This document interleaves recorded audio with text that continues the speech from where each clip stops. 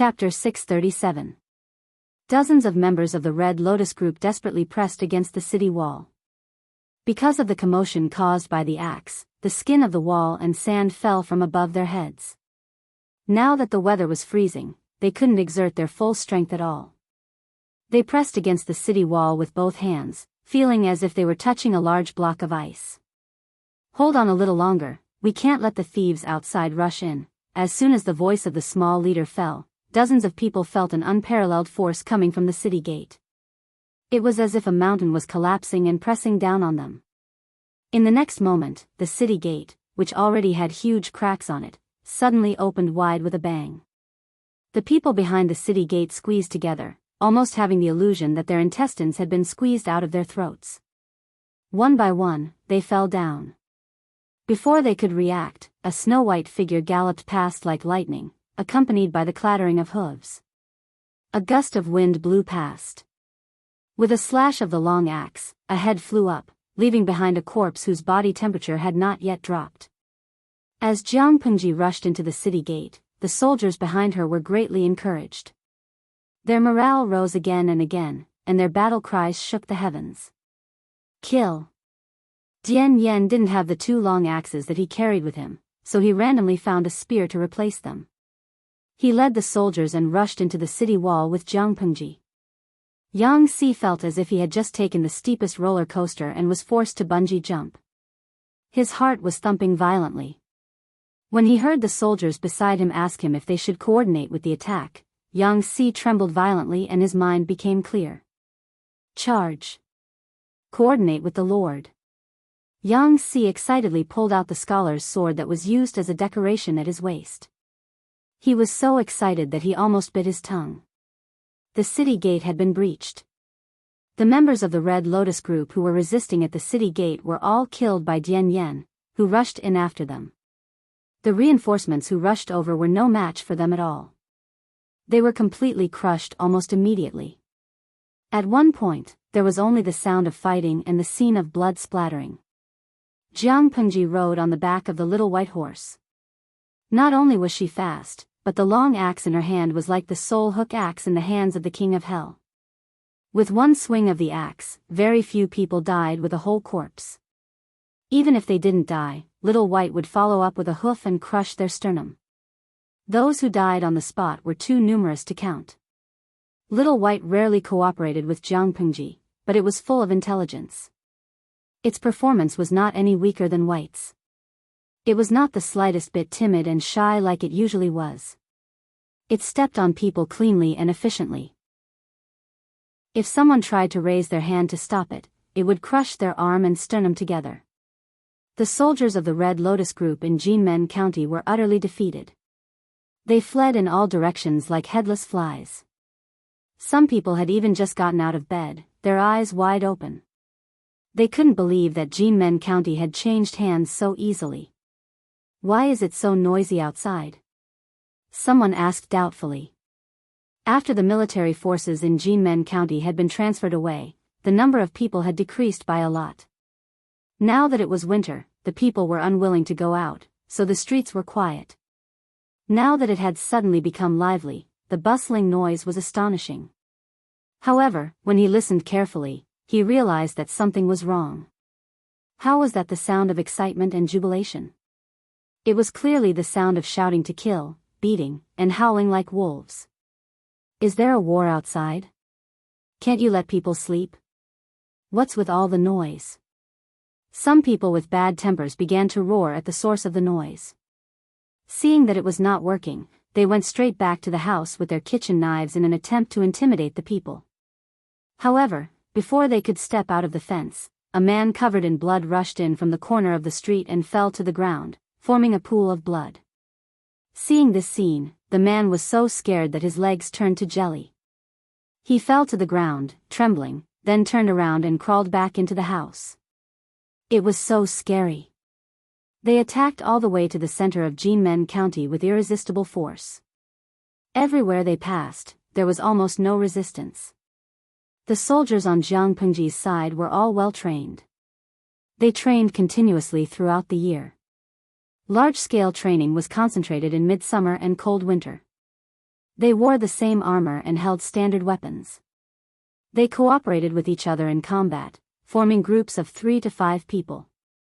On the other hand, the Red Lotus group was full of people dressed in rags. Just the weather alone could defeat them, let alone the others. It was difficult for the old, weak, sick, and disabled to move. How could they pick up weapons and fight against the enemy? The other members of the Red Lotus group, who had rushed over after hearing the noise, were so scared that their legs turned to jelly. They could not summon the slightest will to fight. They laid down their weapons and surrendered, their faces ashen. Many people did not even know that Jiangmen County had changed hands overnight. If the streets had not been cleaned of blood and broken limbs, who would have thought that a siege had broken out in the seemingly peaceful Jiangmen County not long ago? Yang Si could not think of another word to describe this battle other than fast. The soldiers strangled the enemy and defeated the momentum of the Red Lotus group's garrison, making them unable to summon the will to fight. Then, they shouted that those who surrendered would not be killed. Jiang Pengji was a warlike person, but she was not a murderous person. Enemies who no longer had the will to fight were not worth her killing at all. She shook off the blood and minced meat on the axe and turned over to dismount. Little White, well done. I'll get someone to prepare the best food for you when we get back. Jiang Pengji stroked Little White's mane. It snorted and rubbed against her palm, acting like a spoiled child in a docile manner. Because of Jiang Pengji's violent opening of the way, Little White's snow-white fur had been dyed scarlet, which added a bit of heroic spirit. Yang Si laid out the layout and commanded. Dian Yen cleaned up the stubborn enemies and captives. Jiang Pengji also charged in the middle of the vanguard battalion. When the sun rose above their heads, it was already noon. Jiang Pengji leaned against Little White's side. She raised her hand and twisted the sleeves and hem of her clothes under her armor. Thick blood was squeezed out and dripped to the ground. It was clearly a bloody, terrifying, and horrifying scene, but she did it very naturally, as if she was wringing rainwater instead of human blood. My lord. A call came from afar. Jiang Pengji looked up and saw Yang Si stagger and fall off the back of the date-red horse. Jiang Pengji glanced at the scholar's sword at Yang Si's waist. It was originally only used for decoration, a good-looking ornament, but at that moment, it was permeated with the smell of blood. It was obvious that it had also seen blood. When she looked at Yang Si's face, which contained hidden excitement, her expression softened a little. Are you okay? The battlefield is too chaotic. How dare you run around?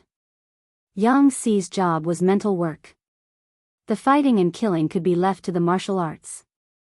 If anything happened to Yang Si, the team, which was already short of people, would be even more lacking.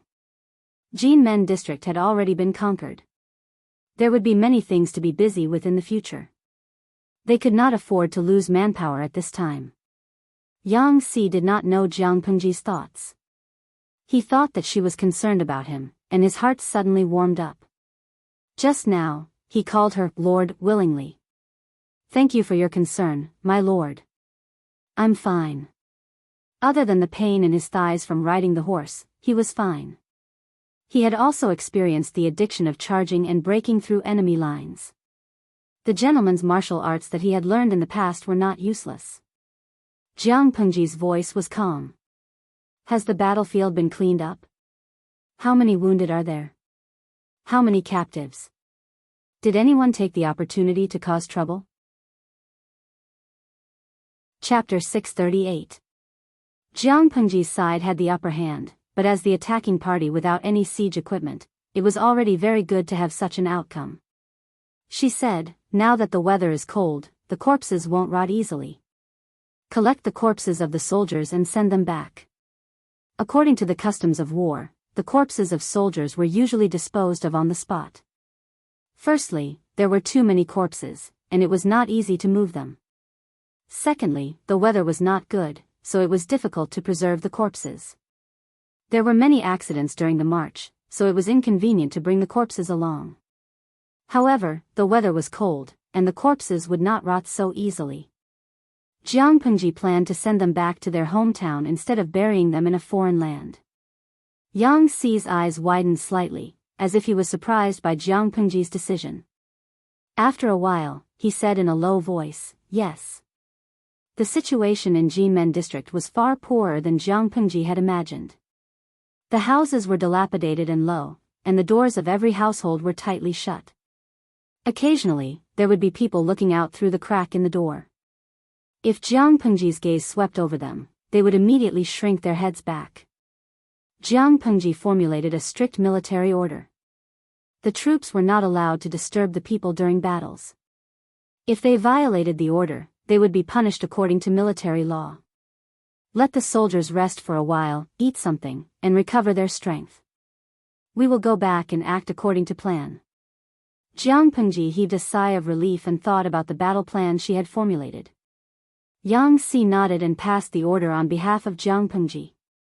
The vanguard battalion was the most elite part of the entire team, but Jimen district had just been captured, so it was impossible to leave anyone to defend it. Therefore, before they set off, Jiang Pengji had informed Qiguan Rang and asked him to deploy more than 1,000 troops from the main army to temporarily take over Jimen district. According to her calculations, they would be able to make it in time after they nibbled away at the Red Lotus Group's ambush and turned to Jimen County. The Red Lotus Group's news was lagging behind, and it would take a long time for it to be transmitted. When the time came, they wanted to send troops back to Jimen district. Not only had Su Ke's siege equipment arrived, but Jiang Pengji had also arrived at their destination with the vanguard battalion. If the Red Lotus Group wanted to attack Jimen County, which was at its peak, they would definitely need to pile up their heads. After resting for about 4 hours, the soldiers sent by Qiguan Rang arrived. Jiang Pengji took 2 bites of her rations and drank some warm water. She mounted Little White's horse and waved her arms. "Depart." Behind him, Jimen County crawled on the ground like a giant sleeping beast, gradually disappearing into the horizon. According to the battle plan, Jiang Pengji would lead her people to hide on the mountain road leading to Jimen County. On the other side, the troops that had been transferred from Jimen County finally arrived at Fenghu County after some twists and turns.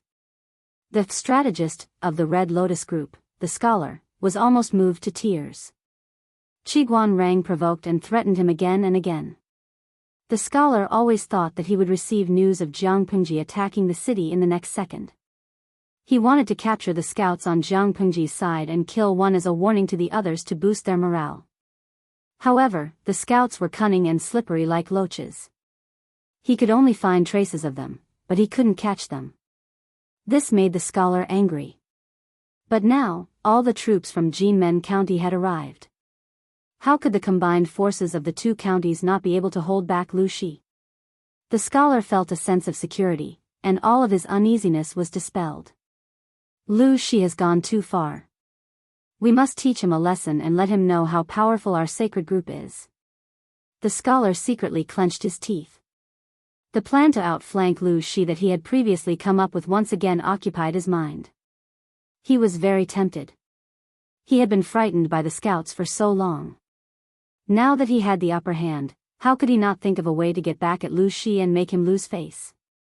Thinking of this, the scholar began to deploy troops. He dispatched more than 3,000 people to prepare a sneak attack on the small town and ambush Jiang Pengji. In the Red Lotus Group, the scholar had great authority. Almost no one except the leader could order him to withdraw the plan. However, the leader of the Red Lotus Group, who had led the troops from Jimen County to support them, was dissatisfied. The leader said, "Counselor, our army has traveled all the way from Jimen County to Fenghu County. The people are extremely tired. Why don't we give them some time to rest and reorganize?" At the mention of this, the scholar was instantly infuriated. He said righteously and sternly, "Speed is the most important thing in war, and opportunities are fleeting.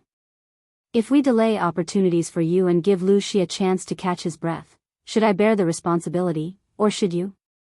What's more, from Jimen County to Fenghu County, you took the official road.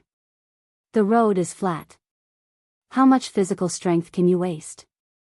I haven't even held you accountable for the crime of slow support, which almost gave Lu Shi an opportunity to take advantage of. If he hadn't been so good at hiding the truth, Lu Shi might have already known that Fenghu County's troops were insufficient. What if they attacked the city before Jinmen County's reinforcements arrived? It was already good enough that the scholar didn't hold the leader accountable, but he still wanted to rest and reorganize and delay opportunities. After hearing this, the leader's face turned from white to green, and the anger in his heart burned. If it weren't for his fear of the scholar's position in the Red Lotus group, he would have slapped him. Who gave him the courage to embarrass himself? The scholar said arbitrarily, "Gather the troops, suppress Lu Shi, and restore the prestige of our sacred group." The scholar said arbitrarily, "Gather the troops, suppress Lu Shi, and restore the prestige of our sacred group." They dreamed of annihilating Jianghu and achieving great achievements. Little did they know that there were already several traps waiting for them ahead. After capturing Jinmen County, Jianghu ordered the messenger to pass the news to Qiguan Rang, who was in charge of the Central Army. "I know about this. Inform the Lord and act according to the plan." When Qiguan Rang heard that Jinmen County had been captured and that the vanguard battalion led by Jianghu had set off after a short rest, he felt reassured. At this time, the scouts at the front also sent back information one after another. The troops of Jinmen County had arrived at Fenghu County. Qiguan Rang raised his eyebrows and ordered the scouts to probe again. If there are signs of troops being deployed out of the city in Fenghu County, immediately report back and inform all the scouts to return. Not long after, Qiguan Rang received news from the scouts that there was movement in Fenghu County. He raised his eyebrows and sneered coldly. The strategists guarding Fenghu County were really brainless. However, it was also thanks to the other party's lack of brains. If they had brains, they would only need to delay for one more day before they would receive the news that Jinmen County had been lost. By then, they would know that all of this was a scheme, and they would be more cautious in their actions. They might even be able to reduce their losses. It was a pity that they only knew how to talk on paper and thought that the war would develop according to their expectations. Little did they know that daydreaming was beautiful, but Jianghu's efficiency in war was too high. Before nightfall, Qiguan Rang retreated from the small town with his men and entered the mountain road leading to Fenghu County. He used himself as bait and pretended to attack. The scouts of the Red Lotus group, who were keeping a close eye on the movements in the small town, hurriedly passed the news back. When the scholar received the news, he was ecstatic. "The heavens are helping me. This time, I must make Thief Lu suffer a loss. Whoever can capture Thief Lu alive will be rewarded with 1,000 taels and countless beauties." According to the scholar's script, the Red Lotus group would send heavy troops to block several exits on the mountain road and send 3,000 members out of the town to sneak in through the mountain road entrance to block Jianghu's retreat. They would attack from the front and the back, besiege Jianghu on the mountain road, and finally capture her alive. Chapter 639. The scholar's script was indeed perfect, but unfortunately, he had taken the wrong one. A cannon fodder with a low IQ wanted to enjoy the treatment of a protagonist. When the sky gradually darkened, all was silent except for the whistling of the mountain wind. Qiguan Rang, who had already led his men into the mountain road, looked at the topographic map and pointed to a mountain wall. "It's here." As soon as he finished speaking, the soldiers behind him piled up the boulders that had already been found there, blocking the road to Fenghu County. He did this because he was worried that the Red Lotus group would split their troops into two groups, one from the exit and the other from the entrance. Now, Qiguan Rang had blocked the road to the exit and was relying on this to block the ambush on the road leading to the exit. He wanted to see who was the turtle that was caught in the urn. With the efforts of the soldiers, a stone wall had been piled up inside the mountain road in less than an hour. Qiguan Rang ordered the soldiers to rest in batches and recuperate. Once there was a situation, they would immediately beat the military drum to alert. In the middle of the night, the moon in the sky emitted a cold light, and the air was bitterly cold. The temperature at night was lower than during the day, and the members of the Red Lotus group were poor people. The proportion of people with night blindness was very high. At night, they were like blind people. Cold and blind, how could they fight this battle? They were unwilling to launch a sneak attack at night. However, the scholar was radical and would use force. If they did not obey, they would be punished by military law. Everyone had no choice but to obey. The 3,000 troops sent by the Red Lotus Group arrived in the small town and were preparing to launch a sneak attack, but they found that it was empty. The leader of the troops was uneasy, fearing that this was a trap. However, this could also be Lu Shi's evil plan. Perhaps Lu Shi wanted to sneak attack Fenghu County at night, but he didn't expect that they would stumble upon his plot by accident. When the two speculations were put together, the Red Lotus Group would naturally choose the one that was beneficial to them. So, the leader of the troops was so shocked that he slapped his thigh and suddenly realized, it must be Lu Shi who wants to attack the city at night. The lackey beside him said flatteringly, it must be so. It's just that Lu Shi is ignorant and stupid.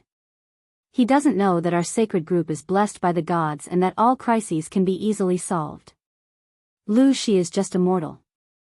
How can he be compared with the heavenly soldiers and generals of the sacred group? With the lackey's words, the leader was in a good position.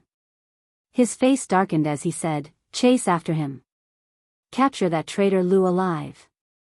Little did they know, a pair of black and bright eyes were hiding under the cover of the night, quietly watching them. The scouts found out that Jiang Pengji was lying in ambush on the other side of the mountain path. My lord, they have already entered the mountain path. Jiang Pengji held a blade of withered grass in her mouth and fed Little White with a basin in her other hand. The surrounding soldiers were taking turns to rest and recuperate. Only when they had enough strength and energy would they be able to fight. The mountain path was very windy, and the temperature was very low. Their warm clothes were somewhat useless, so they could only huddle together to keep warm. Although it was somewhat miserable, compared to the Red Lotus Group, it was still extremely good treatment. Hearing the news from the scouts, she nodded and ordered her men to gather all the soldiers. Dian Yen was swift and decisive. He carried out Jiang Pengji's orders without any hesitation. The situation on Jiang Pengji's side was far better than that of the Red Lotus Group. The mountain path was rugged and long. When the majority of the troops had entered the mountain path, the leader of the Red Lotus Group ordered torches to be lit. According to the script, they had already blocked the exit and entrance of the mountain path. Now that they had lit the torches, they were not afraid of being discovered by Jiang Pengji. So what if they found out? There was no way out in front and no way out behind. Thief Lu could not escape even if he grew wings. With the light and warmth of the torches, the Red Lotus Group advanced more smoothly. Their speed had also increased by a large margin. Qiguan Rang had long been prepared. He placed a man at a certain distance. Qiguan Rang didn't know whether to laugh or cry when he learned that the Red Lotus Group was using torches to illuminate the area. The other side was truly fearless. Did they really think that they could eat them up? Aren't you afraid of choking to death? The mountain road was narrow and could only allow 2 carriages to travel side by side. If the Red Lotus Group had caught them off guard, they might have suffered losses. Now that they had brazenly lit their torches, it was obvious that they were telling the enemies who had been ambushed, "Little ones, I'm coming." He wasn't sick, but there was a hole in his brain. A sneak attack should have the quality of a sneak attack. Qiguan Rang order all battalions to prepare to defend against the enemy. The mountain road was narrow, and the advantage in numbers was not of much use. Qiguan Rang was in charge of the main army. As the lieutenant of the Right Army, Li Yun's main responsibility was to protect the main army and coordinate with the vanguard battalion. Jiang Pengji and Dian Yen were in the vanguard battalion, so Li Yun was left behind to assist the main army. Upon receiving Qiguan Rang's order, he had a few rows of soldiers hold shields and form the first line of defense to prevent the Red Lotus Group from using long-range arrows to injure people. Then, the crossbowmen would shoot from behind to block the fiercest wave of sneak attacks. If the enemy used the tactic of corpses to break through this line of defense, or if they ran out of arrows, there would be soldiers armed with long spears to fill in the gaps. This would buy time and ensure that the main army's line of defense would not be broken. The mountain road was special. Many large pieces of equipment could not be brought along. They could only rely on the cooperation between different types of soldiers to form lines of defense. Fortunately, every soldier was well trained, and the cooperation between them was a permanent part of their daily training. Their side was solemnly waiting, but the Red Lotus group was still daydreaming. Little did they know that there was a fierce wolf in front of them, waiting to strike, and a fierce tiger behind them, eyeing them covetously. The vanguard battalion led by Jianghu slowly approached the target. To prevent exposure, the distance between each other was a little long. As soon as the first wave of confrontation between the Red Lotus group and the main army broke out, the vanguard battalion would immediately launch a sneak attack from the rear. Tian Yen gritted his molars nervously. Thick blue veins popped out on his forehead. It was the dead of winter, and his face was covered in hot sweat. Jiang Pengji said in a low voice, "Don't be nervous. This is just a small battle. With me here, nothing will go wrong." Tian Yen tried to slow down his breathing and slowly adjust his state of mind. When the cold wind blew, his hot sweat turned into cold sweat. It was so cold that he shivered. On the mountain road, the members of the Red Lotus group could only hear the howling mountain wind and the footsteps of people walking. Occasionally, gravel rolled down, making a rustling sound. No matter how long the road was, there would always be an end, not to mention that the mountain road leading to Fenghu County was not long. The messenger reported, "There's a situation ahead. Thief Lu and his group seem to have discovered the traces of our group." The leader was not surprised. He laughed and scolded, "We're holding torches. If they didn't discover us, they'd be blind. So what if they've put on a battle formation? It's just a last-ditch struggle. Brothers, go. Capture Thief Lu alive. 1,000 taels of silver, countless beauties, whatever you want." As long as they attracted Lu Shi's main firepower, the brothers in Fenghu County would sneak in from the exit of the mountain road and launch a sneak attack on Lu Shi's weaker rear. Then, they would surround Thief Lu so that he would not be able to take care of both the front and the back. Wouldn't that be wonderful?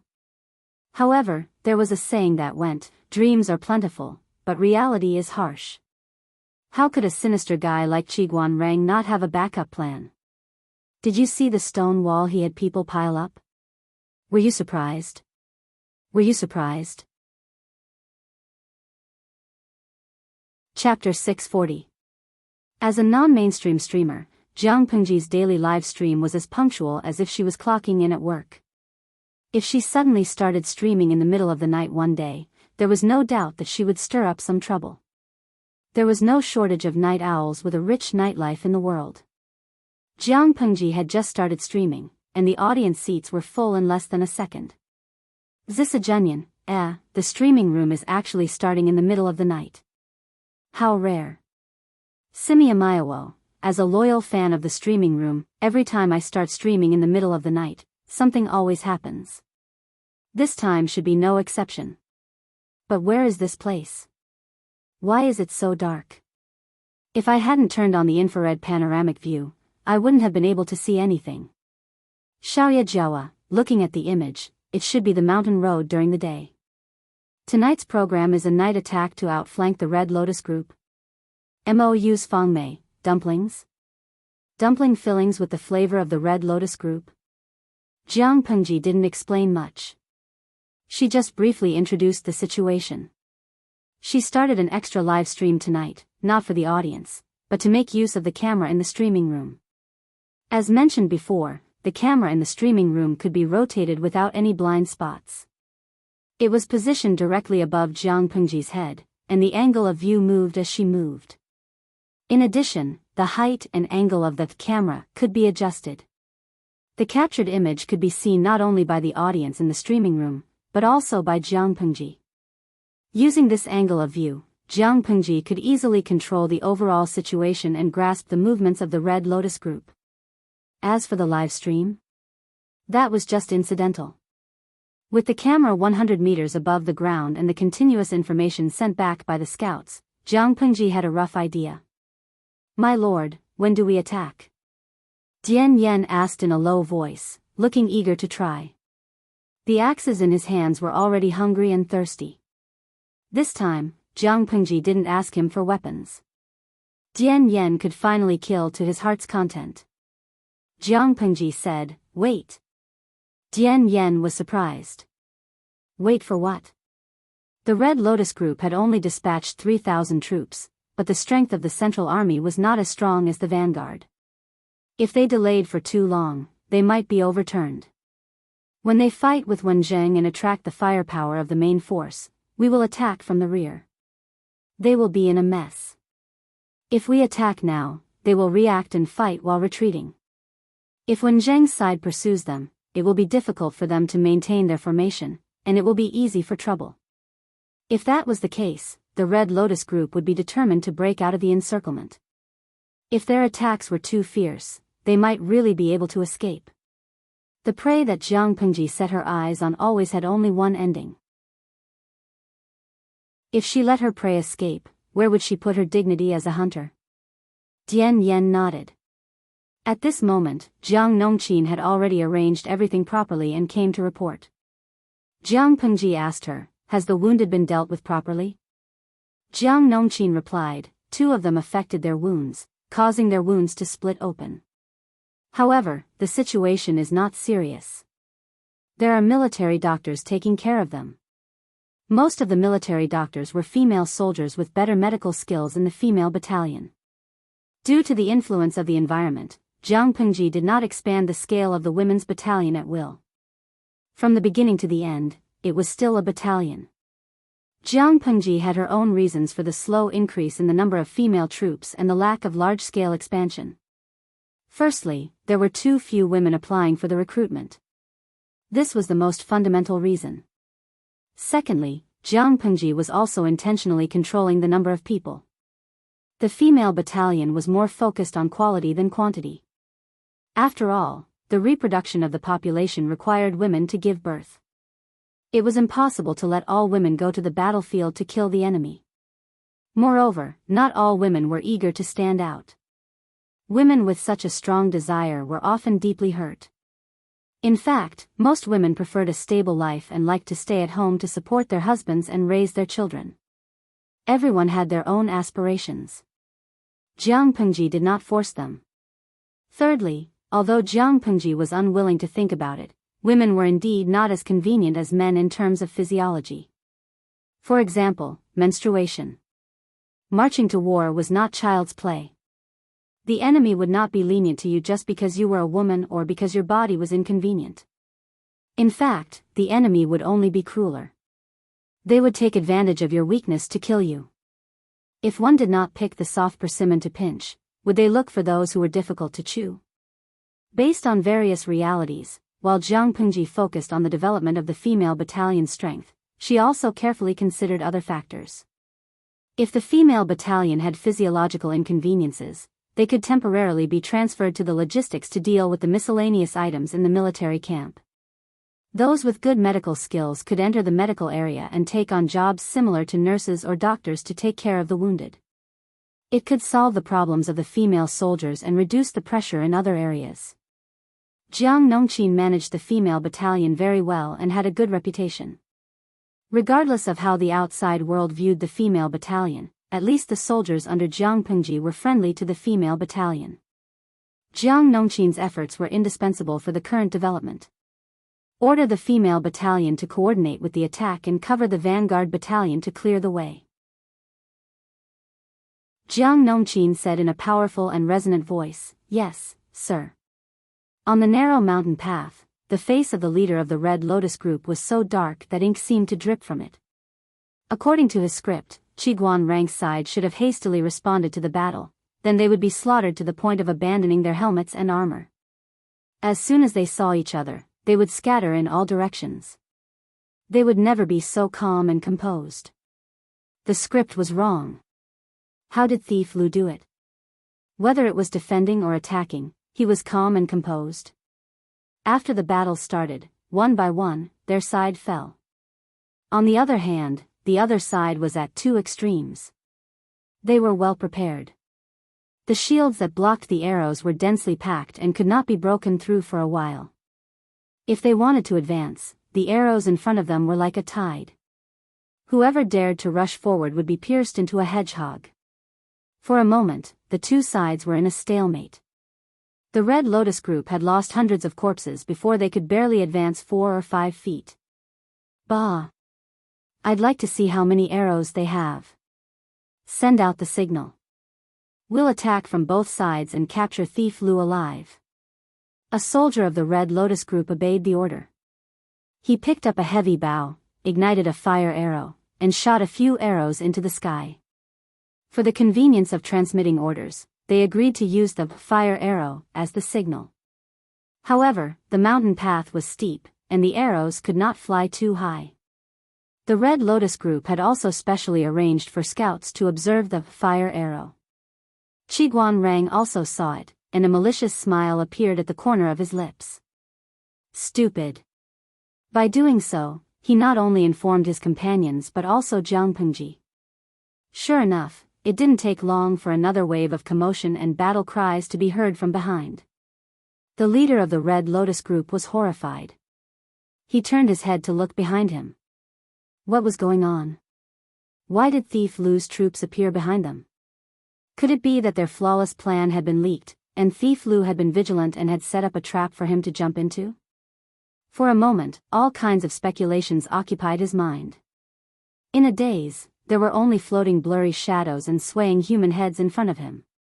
No. He had already sent out the signal to gather and attack. Why did Thief Lu's troops in front not cause trouble? What had gone wrong? They had agreed to cooperate with Thief Lu. Where did the reinforcements from Fenghu County go? Where did they go? They were blocked by the stone wall that Qiguan Rang had built. It would be very difficult to cross this thick and heavy stone wall. What was even more sinister was that Qiguan Rang had ordered the archers to lie in ambush on the other side of the stone wall. If one came, shoot one. If a pair came, shoot a pair. Chapter 641. The Red Lotus group was completely dumbfounded this time.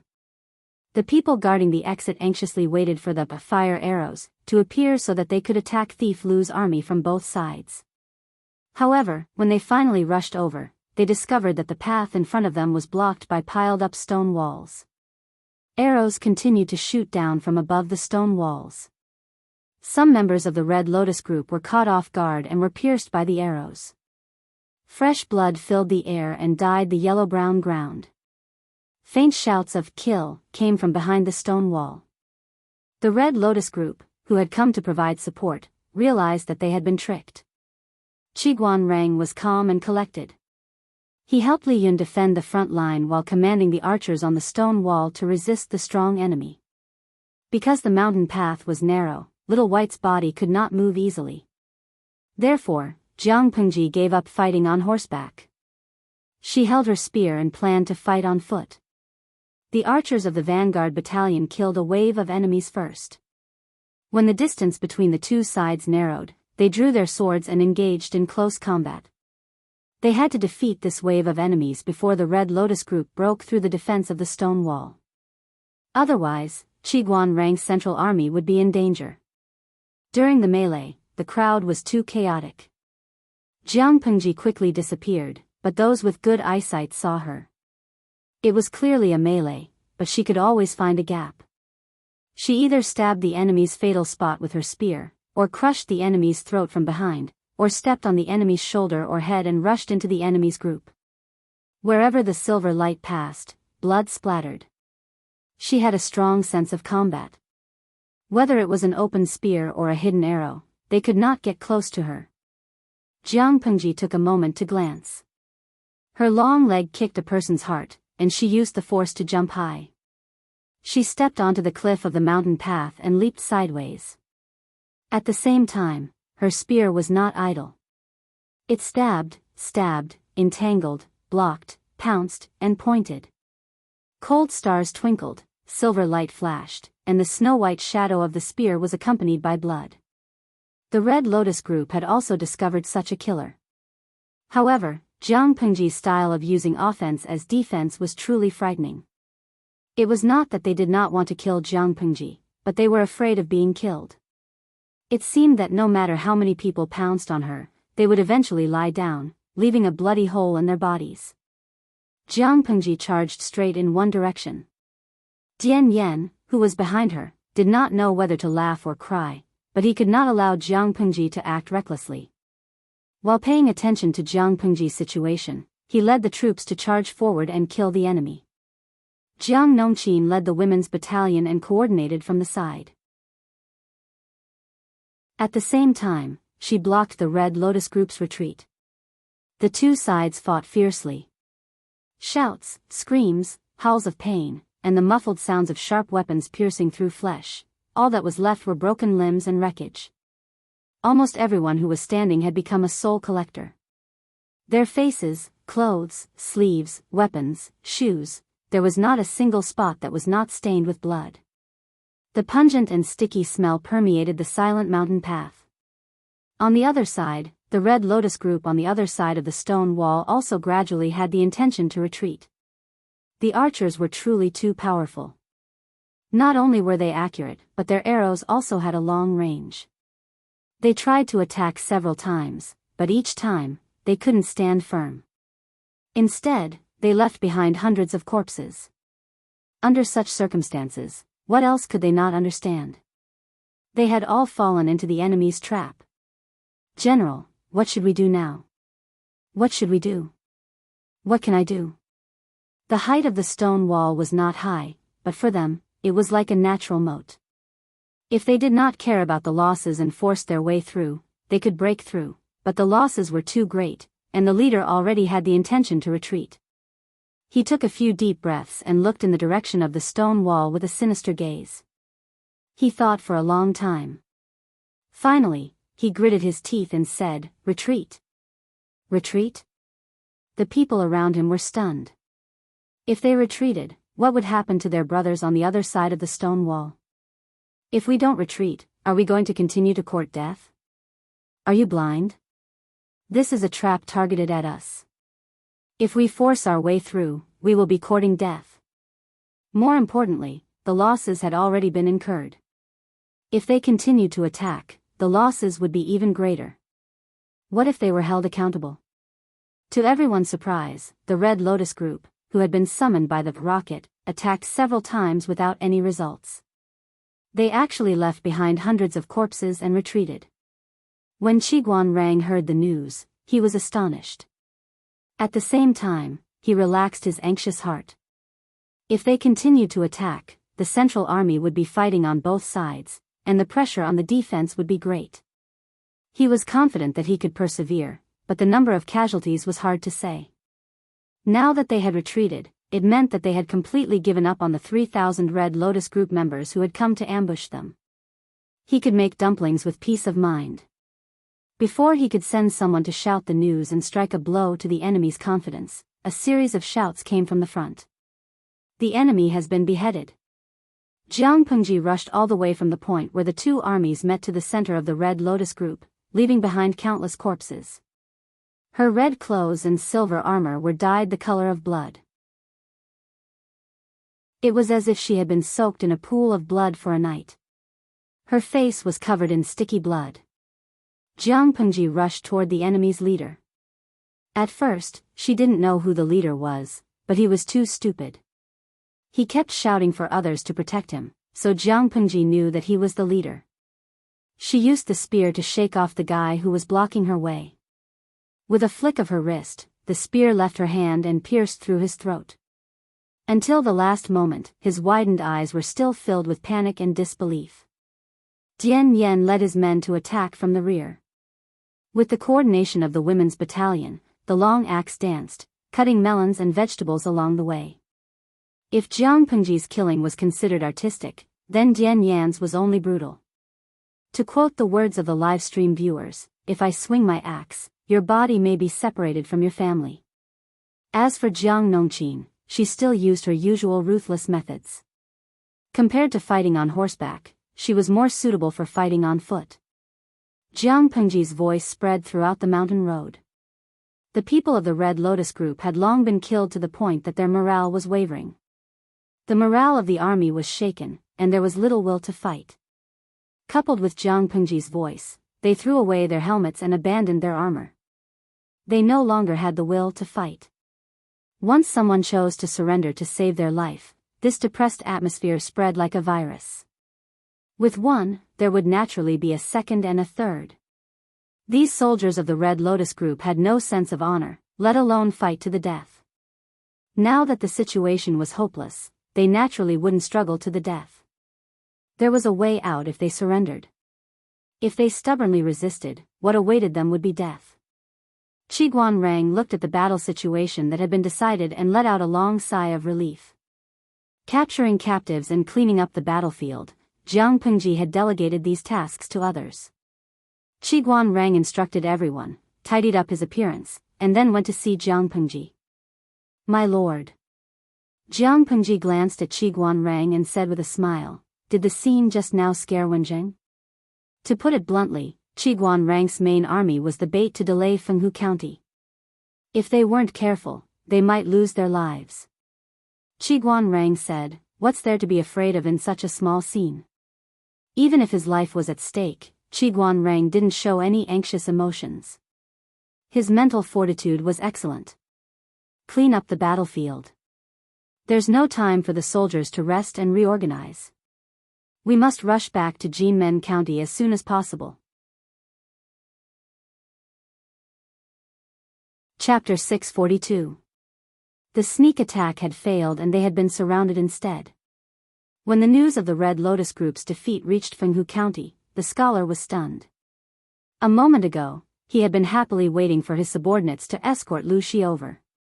In the next second, he had lost his soul. "What did you say?" The scholar strode forward and grabbed the messenger's collar. His face was ferocious and his eyes were wide open. Anger burned in his chest. He felt that he must have heard wrong or that the messenger had given the wrong information. How could they have been defeated? The messenger had difficulty breathing as he was lifted by the collar. He was also frightened by the scholar. Who would have thought that the usually gentle and thin military counselor could be so terrifying when he was angry? However, he still had to say what needed to be said. He stammered and repeated the news. Not only did the 3,000 troops sent by the Red Lotus Group fail to capture Lu Shi, but they were also surrounded on the mountain road and annihilated. The scholar was so angry that he clenched his teeth. He was so angry and resentful that he threw the messenger to the ground. Something was wrong. The scholar was about to gather his troops to get back at them when he suddenly remembered something. Wait. Although Lu Shi's troops are strong and can indeed defeat our 3,000 valiant generals, what about the people outside? If the troops outside had rushed into the mountain road to fight, they would not have been defeated like this. The messenger's face turned pale. Cold sweat broke out on his forehead. He knelt on the ground and crawled, not daring to get up. Seeing this, the scholar knew that there was an inside story. The audacious messenger had concealed the information. He scolded him sternly, "Tell me quickly, what happened? If there is even half a word of falsehood, the gods will punish you and your entire clan will be annihilated." The messenger was so scared that he could not stop trembling. He spat out everything. "Military counselor, Lu Shi is really treacherous. It's not that we didn't go to rescue him." The messenger was so scared that he confessed the information that he had concealed without hesitation. However, the content of the information had been edited. Although the scholar did not have much knowledge, he was very cruel and jealous. If he knew the truth, many people would have to bear the consequences. They had no choice but to think of ways to push the blame onto Jiang Pengji to lessen their own responsibilities. If the scholar was angry, he would vent his anger on Jiang Pengji. Small fries like them would be spared. After the general discovered the abnormality, he led his troops into the mountain path to provide assistance. How could he have known that traitor Lu was so cunning? He had already blocked that part of the mountain path and sent hundreds of archers to stand by on the stone wall. The general tried to attack several times. Hundreds of his brothers died, but they still couldn't shake the Lu clan's defense line. At this moment, the brothers inside could no longer hold on. For the sake of the other brothers, the general had no choice but to fall back. Otherwise, he wouldn't have abandoned his brothers so easily. "Counselor, please understand, you must avenge your brothers." Hearing this explanation, the scholar was so angry that he almost had a heart attack. Of course, that wasn't the only thing that had infuriated him. The blow that had caused the scholar to ascend to the heavens hadn't ended just yet. The scholar used all his strength to suppress his anger. His mind was blank, and he couldn't think of any countermeasure to get back at him. Obviously, Thief Lu's deployment should have seen through their tricks, and the other party was already on guard. If they used a sneak attack again, it was destined to be ineffective. As he thought about it, a small leader staggered in from outside and shouted, "Counselor, bad news." "What bad news?" "I'm fine." The scholar frowned. His already chaotic heart was even more irritated by this person's interruption, like a ball of yarn that couldn't be sorted out. He said, "Tell me, what happened? If it's not important, I'll definitely punish you." The small leader had run all the way here and was already panting from exhaustion and sweating profusely. Hearing the scholar's words, he suddenly had the urge to cry but had no tears. He said uncomfortably, "Counselor, Jinmen district has been lost." "Huh?" Everyone present was dumbfounded. The scholar almost thought that he was hallucinating. "What did you say was lost?" The small leader caught his breath and said in tears, "Jinmen district has been captured by Thief Lu." The scholar's eyelids twitched uncontrollably, and he gradually panicked. However, he still said resolutely, "That's impossible. Thief Lu was almost right under our noses. How could he have the manpower to attack Jinmen district? Lying about military intelligence, do you know your crime?" The small leader was burning with anxiety. He said, "It's true. Yesterday morning, Thief Lu suddenly led troops to attack Jinmen district. Not long after, he lost. Countless brothers were killed and captured. If this lowly one says anything false, let the gods strike this lowly one to death." Jinmen district was really lost? The scholar's heart sank to the bottom of a lake. His hands and feet were cold, and he was so shocked that he forgot how to breathe. "Impossible, this is impossible." Thief Lu's target was clearly Fenghu district. He had been sending scouts to probe. How could he have extra manpower to go to Jinmen district?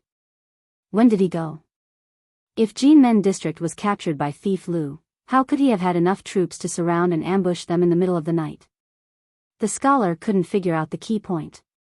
There was no time at all. Either Thief Lu had descended from the heavens and created something out of nothing, like an immortal technique like casting beans to form soldiers. That was how he won. Or Lu Shi had brought more than 10,000 troops with him. There must have been other troops that had been secretly hidden. The scholar was shocked out of his wits by the news one after another. For a moment, he didn't suspect An Shui. Regardless of whether the scholar suspected or not, An Shui, the ruthless and evil guy, had stirred up a wave of trouble. "Military counselor, what should we do now?" The group of subordinates looked at each other. The scholar shuddered violently. With a cold expression, he said, "Gather the troops and return to Jinmen district. Thief Lu's main force is still here. If we take the official road, we can definitely reach Jinmen district before Thief Lu. There are still our people and believers in Jinmen district. We can take it down if we work together." It was rare for the scholar to be smart for once. If everything went according to his plan, and they were fast enough, they might be able to take back Jinmen district. After all, the Red Lotus group had been operating in Jinmen district for a long time. Many people hated them to the bone, but there were also many people who were deeply bewitched. They believed in the gods in their hearts and worshipped them every day. Jianghu had just taken over Jinmen district. There were not many troops left behind, and her power was unstable. As long as the Red Lotus group reached Jinmen district before her, it would be hard to tell who would win or lose. However, the scholar's opponent was Jianghu, who was definitely a person of action. She was known as the master of rhythm on the battlefield. Did he want to compete with her in speed? He. On the other side, Jianghu rushed back with her troops. Su Ku was her personal accountant, private warehouse manager, and invisible chief strategist. His tacit understanding with Jianghu was not just for show.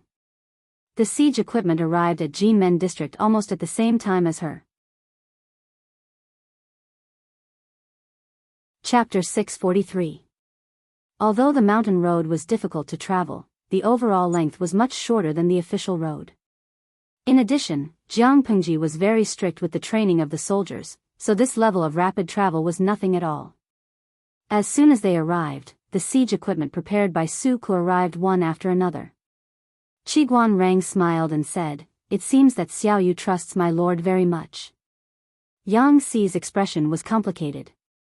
He said, if he didn't trust her, this batch of siege equipment wouldn't have been delivered so quickly. The equipment was large and difficult to transport. The speed was certainly not as fast as Jianghu's simple and rapid march. To grasp the time accurately, it was necessary to take into account the variables on the road and the speed of the transportation of manpower. At the same time, it was necessary to be extremely confident. What confidence?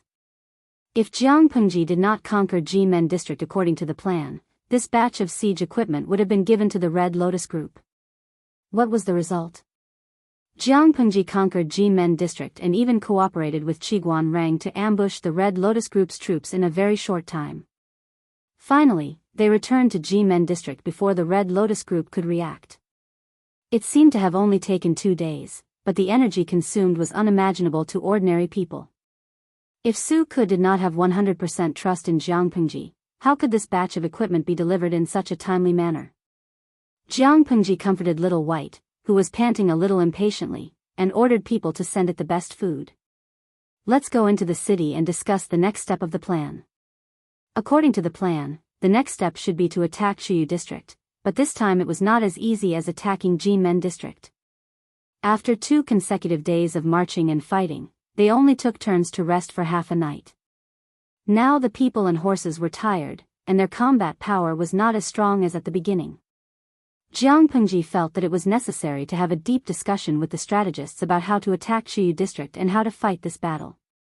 However, with such an unreasonable lord, the strategists expressed that it was very difficult.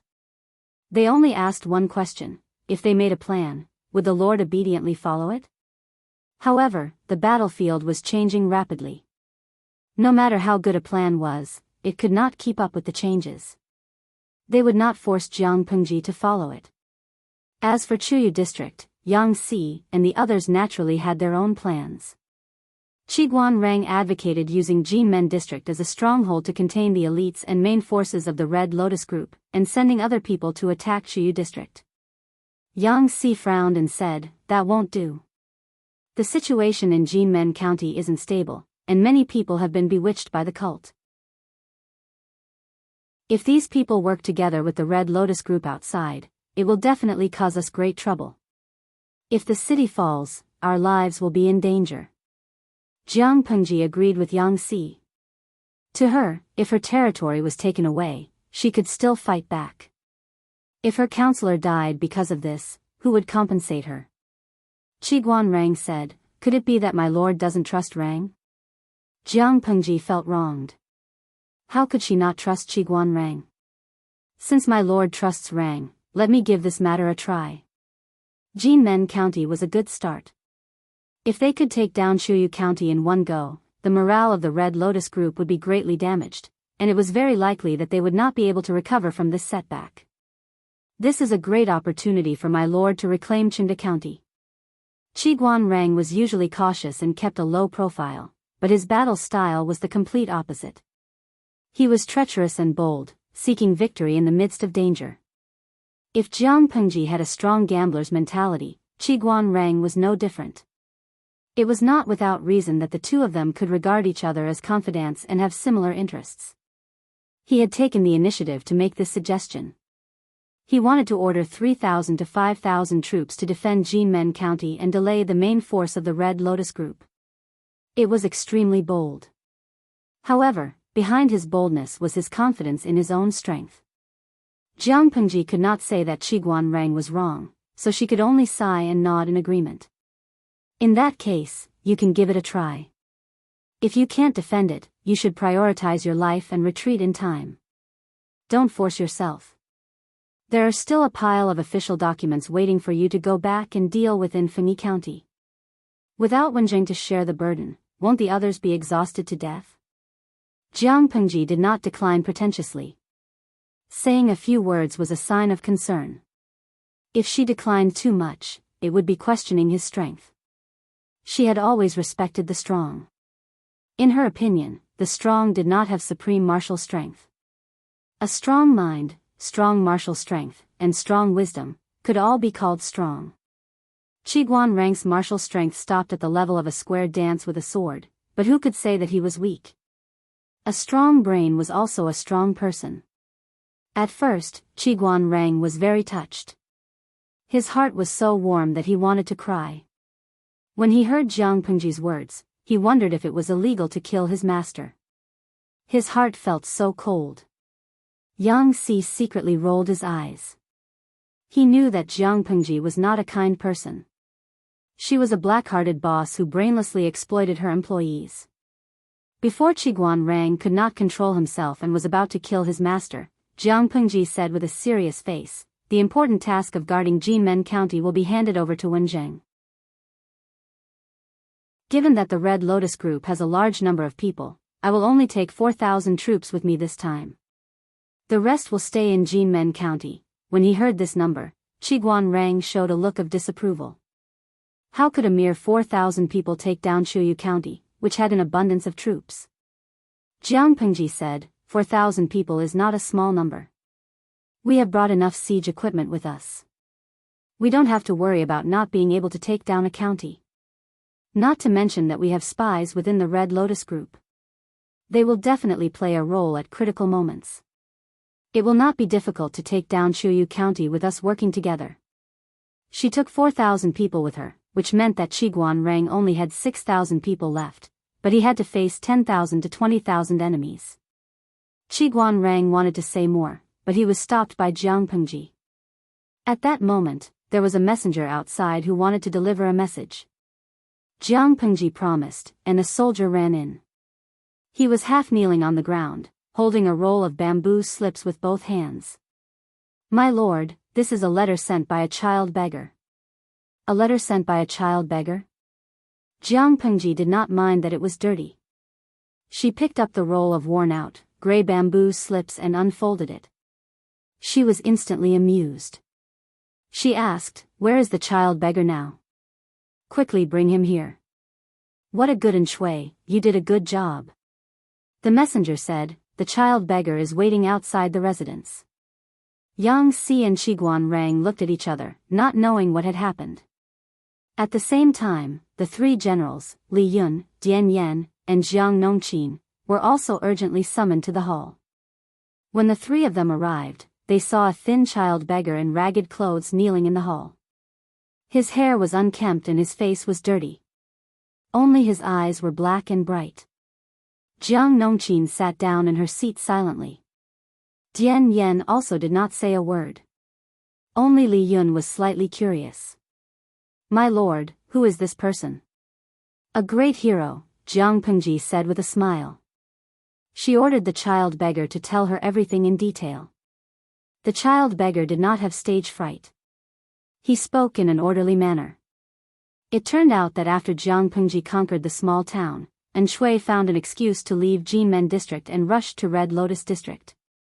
Why did he go to Red Lotus District? Naturally, it was to cooperate with Jiang Pengji and create opportunities for her. The leader of the Red Lotus Group boasted that he was a deity who had descended to the world to save the common people. In reality, he was wearing the skin of a deity to cheat the people of their money. He was extravagant and lascivious. He wanted nothing more than to monopolize everything. Since the loot was not distributed evenly, there would naturally be people who were unhappy. Shui had given advice to the scholar several times, allowing the scholar to be in the limelight. The scholar deliberately suppressed Shui and did not let him appear in front of the leader of the Red Lotus Group, but some people with ulterior motives noticed it. Chapter 644. Shui had always known that there was discord within the Red Lotus Group. He had tried to understand it in depth, but at that time, he had no capital and could not win over anyone. He had been in the Red Lotus Group for some time, but he could not climb to a higher position. Naturally, he could not investigate further. With Jiang Pengji's financial support, and Shui was good at managing connections. He was like a tiger that had grown wings. Soon, he became a small leader that attracted much attention. The scholar asked him many times for advice and asked Shui to be the gunman. However, the scholar did not recommend Shui to the chief as he had promised. Instead, he suppressed him, intentionally or unintentionally. Shui did not care at first. He did not expect to attract a big fish.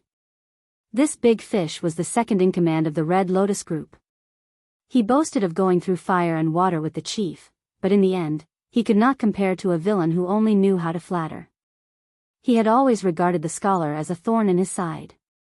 If that was the case, it would have been fine. However, the cult leader only cared about himself and did not even let his brother have a sip of the meat soup. This made the second-in-command extremely unhappy, and he bore a grudge against the scholar and the Red Lotus cult leader. The second-in-command wanted to pull the scholar down and replace the chief's position, but he never had the chance. Shui's appearance gave the second-in-command hope. He began to contact Shui in secret, repeatedly sowing discord between Shui and the scholar, and promised him a handsome reward. Shui was well aware of this, but he pretended to be deaf and dumb. He secretly tested the man's true intentions. After testing, he saw it, dozed off, and found a pillow. It was too wonderful for words. In the end, they hit it off and decided to stir things up. This beggar was the messenger that Shui had secretly sent to inform Jianghu of an important piece of news in advance. Shui wanted to cooperate with the second-in-command. He would obey him on the surface and help him rebel against the chief of the Red Lotus group, luring them to move their troops out of Honglian district. When Honglian district's troops were empty, he would send reinforcements. Jianghu could take advantage of this opportunity to enter Honglian district. When the scholar received news that the chief had been captured and imprisoned and hurriedly sent troops to stop the second-in-command, Jianghu could turn around and attack Jinmen district. Finally, when the scholar and the second-in-command were almost done fighting in Chuyu district, she would take them down. Jianghu listened to the beggar's narration and could not help but frown inwardly. She still wore an appropriate amount of joy on her face. She hadn't expected Shui to be such a drama queen. He was really good at playing as a three-faced spy. The live stream viewers listened for a long time, but they were still confused. It took them a long time to figure it out. Midsummer Mosquito Duo, the spectators are so shocked that their hands almost fell off. God and Shui's three-faced spy is really sneaky. Shivering Winter, although this plan sounds great, I'm still a little worried. Who knew if this Shui was really willing to help the host? If he wasn't a three-pronged spy, but instead played around with three sides and was only loyal to himself, then it would be terrible. Spring loves Sleepy, I saw the previous live stream. Shui and the host are in a cooperative relationship. There's no loyalty between them. His and the live stream's interests were aligned. Shui would only benefit if the host benefited, so the possibility of Shui scamming the host was very, very small. Chilly Autumn, I don't care who Shui is loyal to. The Oscars owe him a Best Actor award for his ability as a three-faced spy. Not only did the Oscars owe Shui a camp, but even Jianghu couldn't help but want to double-click 666 to show her commendation. Although the Red Lotus group's level wasn't high, the thinking of a group of ruffians in the pugilistic world was quite strange. Shui was able to accurately grasp their thoughts and next moves, seizing any opportunity that might benefit him. Such a person was indeed a talent. The beggar received his reward, and the strategist who had been listening at the side spoke. Qiguan Rang frowned. He had always been paranoid, and he didn't trust Shui at all. Yang Si had had a brief encounter with Shui, and he also knew some things about him from Wei Ci. He was more optimistic about this plan. Qiguan Rang asked, "Can Shui be trusted?" Yang Si's lips curled into a faint smile, with a hint of scheming. He glanced at the goose feather fan in Qiguan Rang's hand and felt a chill run down his spine. He silently averted his eyes. It doesn't matter whether he's trustworthy or not. What's important is how much benefit my lord can gain from this. Even if Yang Si has ulterior motives, he can't shake my lord's foundation. My lord can sit on top of the mountain and watch the tigers fight. Watch as the Red Lotus group splits internally, fight and exhaust each other, and finally reap the benefits. However, Jiang Pengji would rather choose to start the war during the new year. She couldn't afford to waste time. Li Yun was confused by what he heard. After a while, he said embarrassedly, "Then, sirs, are we going to watch them kill each other?" Qi Guanrang raised his head and glanced at Li Yun. He said strangely, "Why wouldn't we take advantage of the situation?" Li Yun was speechless. Dian Yen pondered for a long time, deliberating his words over and over again. Only then did he speak cautiously. But if we follow this plan, I'm afraid we won't have enough manpower." Dian Yan's expression was slightly dispirited. They had dispatched more than 10,000 troops, but if the 4 districts were to fight, not only would they have to run left and right, but they would also have to be on edge. This would greatly exhaust the troops' energy and combat power. If they followed the previous plan, they would fight steadily, going one district at a time. The 10,000 troops wouldn't be too strapped for cash. However, if they cooperated with Shui's plan, it would be equivalent to fighting on multiple fronts. Their troops would be too scattered, and it wouldn't be conducive to consolidation and development. Jiang Pengji said, "We can't miss this opportunity. If we miss this opportunity, there won't be another one." Dian Yan's worries aren't without reason, so I plan to mobilize a portion of the new troops here to defend the city. This will more or less deter the Red Lotus Group's rascals. The Red Lotus Group wasn't afraid of Jiang Pengji because they felt that the latter's troops were too few. They could try to crush them. This was like a gang fight. A group of hooligans surrounded a martial arts master and wanted to gang up on him. Even if they knew that the opponent was a martial arts master, he was only one person. The hooligans would definitely be able to defeat him if they attacked together. What if the martial arts master wasn't one person, but 7 or 8? The hooligans would definitely be cautious and wouldn't dare to act rashly. Similarly, once Jiang Pengji began to increase the number of troops and the number of people, the Red Lotus Group would have to think twice if they wanted to make a move against her. Qi Guanrang lowered his eyes when he heard this. His lord had an eccentric habit. If the new recruits hadn't trained for enough time and reached a certain standard, she wouldn't easily let the new recruits join the battle. The chances of new recruits with insufficient experience and ability dying in battle were too high. To her, letting immature new recruits join the battle was tantamount to sending them to their deaths. Once she let the new recruits join the battle, it meant that she had already made up her mind to accomplish something. Yang Si smiled maliciously. "If we mobilize the troops, I'm afraid Zixiao and the rest will go crazy from exhaustion." Jiang Pengji continued, "Zixiao's health isn't good. No one will tire him out. Isn't there still Fengzhen to hold the fort?" Wei Ci just had to do what he was supposed to do and dump the extra labor on Fengzhen. Yang Si was surprised for a moment. There was something indescribably strange in his heart. Chapter 645. The viewers in the live stream room were all veterans who were used to big storms. They laughed at the poor Fengzhen while silently eating their dog food. Not to mention anything else, their streamer really spoiled the little princess strategist too much.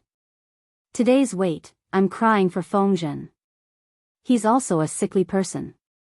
You can't bully him just because he's unrestrained. Yu Pang, holding the fresh dog food and silently nibbling on it in the corner, the streamer really spoils the little princess strategist. Road to losing weight, it's probably because Fengzhen is too unrestrained and Simei is too obedient. Obedient children are always more likable. Elsewhere, while Jiang Pengji was toying with the Red Lotus Group and wrapping up the 3,000 ambushing troops, the situation in Red Lotus District quietly changed. Let's go back in time. At that time, Shui and the second-in-command of the Red Lotus Group hit it off. The two of them colluded and caused a wave of big trouble. As a brother who had gone through life and death with the leader, the second-in-command was all too familiar with the habits of the leader. The leader was not very wary of him. When the second-in-command rushed into the deity palace, with his trusted subordinates and captured the Red Lotus group leader, the leader's strong body was pressing down on the bodies of two beautiful women. He was sweating profusely, and even when he was tied up, he was still in a daze. Looking at the second-in-command's ferocious face, then looking down at his naked black body, his cheeks alternated between red and green. "Do you want to be punished by deity?" The second-in-command snorted contemptuously and raised his hand to give the man a kick. "You can fool those idiots with your words, but do you think you can fool me? I even know when you wet your bed, when you first ejaculated, when you peeped on widows bathing, when you flirted with young women, when you did all those things. I know all of them. How can you say you're deity when you're like this? I'm so scared. Why don't you return to your position and send celestial soldiers and generals to kill me? Can you do that? Pfft. Boasting about being the incarnation of deity?" The second-in-command suppressed his anger and poured out his grievances at the leader of the Red Lotus group. He originally did not want to betray the leader of the Red Lotus group. After all, the fact that the leader of the Red Lotus group was the incarnation of deity was deeply rooted in the hearts of the people. Without the incarnation of deity, the Red Lotus group would only exist in name. Apart from the brainless believers, the other fence-sitters would soon scatter. However, he really couldn't stand his current life. Why was it that even though he had contributed so much to the sacred cult, all the benefits were enjoyed by the cult master in the end while he couldn't even get a sip of the meat soup? It was fine if he could not get the meat soup, but the leader of the Red Lotus group valued a scholar who only knew how to talk. The psychological imbalance, the disparity in treatment, and the fact that his position in the sect had not reached his expectations. Coupled with the restless ambition in his heart, these factors led him to take the risk out of desperation and imprison the leader of the Red Lotus group. He planned to turn the other party into a puppet that he could use as he pleased. The leader of the Red Lotus group was spat on by the other party. He was so angry that his entire body trembled. He cursed loudly. The spit was as stinky as a latrine pit. "Don't be so arrogant. When the military advisor returns with his troops, it will be the day of your death." The second-in-command's heart skipped a beat. He felt a little weak, but he still put on a fierce front. He ordered his men to carefully imprison the leader of the Red Lotus group. The second-in-command kept pacing back and forth. Although he had long had the intention to rebel, it was just a strong thought and he had never put it into action. With Shui's help, it was like adding wings to a tiger. However, once disloyalty was not tolerated. Shui might betray others, but he might betray the second-in-command as well. The second-in-command seemed to put Shui in an important position, but he was still wary and on guard. However, the current situation was a little tricky. If he did not rely on Shui's ability, when the military advisor returned with the members of the Red Lotus group, it would be the day of his death. In order to survive, he had no choice but to continue working with Shui. The advice Shui gave him was also very pertinent. He spoke energetically and convinced the second-in-command wholeheartedly. The second-in-command had already taken down Red Lotus District, but the other 3 districts were still in the hands of the Red Lotus group. The news of Jinmen District's fall had not yet spread. Whether in terms of manpower or territory, the second-in-command was no match for the Red Lotus group. If he wanted to turn the tables, the second-in-command could only take advantage of the fact that the Red Lotus group and Lu Shi were fighting fiercely to fish in troubled waters.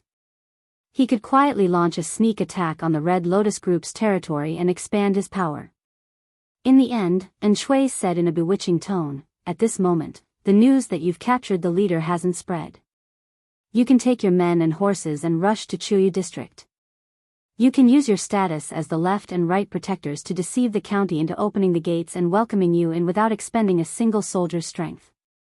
If you don't seize this opportunity, when the news spreads throughout Chinda County, it will be difficult for you to take advantage of it. Opportunities are fleeting." The second-in-command was tempted. It wasn't that he couldn't control himself. It was clearly because Shui's tongue was as smooth as a lotus flower. He was too good at bewitching people. "What should we do about Red Lotus District?" The second-in-command was still suspicious of Shui, afraid that the other party had ulterior motives. And Shui said, "That's easy. You can just leave a few trusted subordinates to guard the city. Red Lotus District is easy to defend and difficult to attack. It's difficult for outsiders to conquer it." He spoke naturally and gracefully, but the second-in-command felt embarrassed. After fooling the second-in-command, An Shui did another secretive thing. He sent a beggar to inform Jiang Pengji and sent someone to Fenghu District to inform the scholar of the Red Lotus Group. The contents of the report to Jiang Pengji had already been mentioned before. The contents of the report were more meaningful. On one hand, he tearfully reprimanded the second-in-command for his wild ambition and kidnapping him to Red Lotus District. On the other hand, he said that the second-in-command planned to kidnap the leader to Chuyu District. He hoped that the scholar would immediately come to the leader's rescue for the sake of the Red Lotus Group. The Oscars didn't owe An Shui a Best Actor. It was obvious that they owed An Shui an extra platoon of awards. Before the first wave had subsided, another wave arose. When the scholar of the Red Lotus Group received the message from An Shui, he almost fainted. It was precisely because of this that the scholar temporarily forgot to pursue the matter of An Shui's plan, causing them to lose Jinmen District. For the Red Lotus Group, the leader was their backbone. If the leader, who was the incarnation of God, was gone, the Red Lotus Group, which had been strong for a while, would definitely fall apart and be counterattacked by the Tsing-Yi army. What should they do? In the end, the scholar's eyes reddened and his voice hoarse. "Even if the leader wants to rescue us, we can't hand over Jinmen District to that traitor Lu for nothing. Let's split up." The discipline within the Red Lotus Group was lax. It would take at least 2 or 3 days to gather the troops and set off. Now that the leader had been captured by the traitor, they were even more disorganized. They were like headless flies flying around without any order, and their speed was even slower. As an opponent of the Red Lotus Group, Jiang Pengji maximized the word efficiency. By the time the Red Lotus Group had sent half of its troops to attack Jinmen District, Jiang Pengji had already secretly brought people to Red Lotus District. The recruits who had been temporarily transferred over were already halfway there, just in time to outflank the forces of the Red Lotus Group attacking Jinmen District from the rear. In Jinmen District, Qiguan Rang was in charge, and his defense was impenetrable. The Red Lotus Group's repeated attacks were fruitless.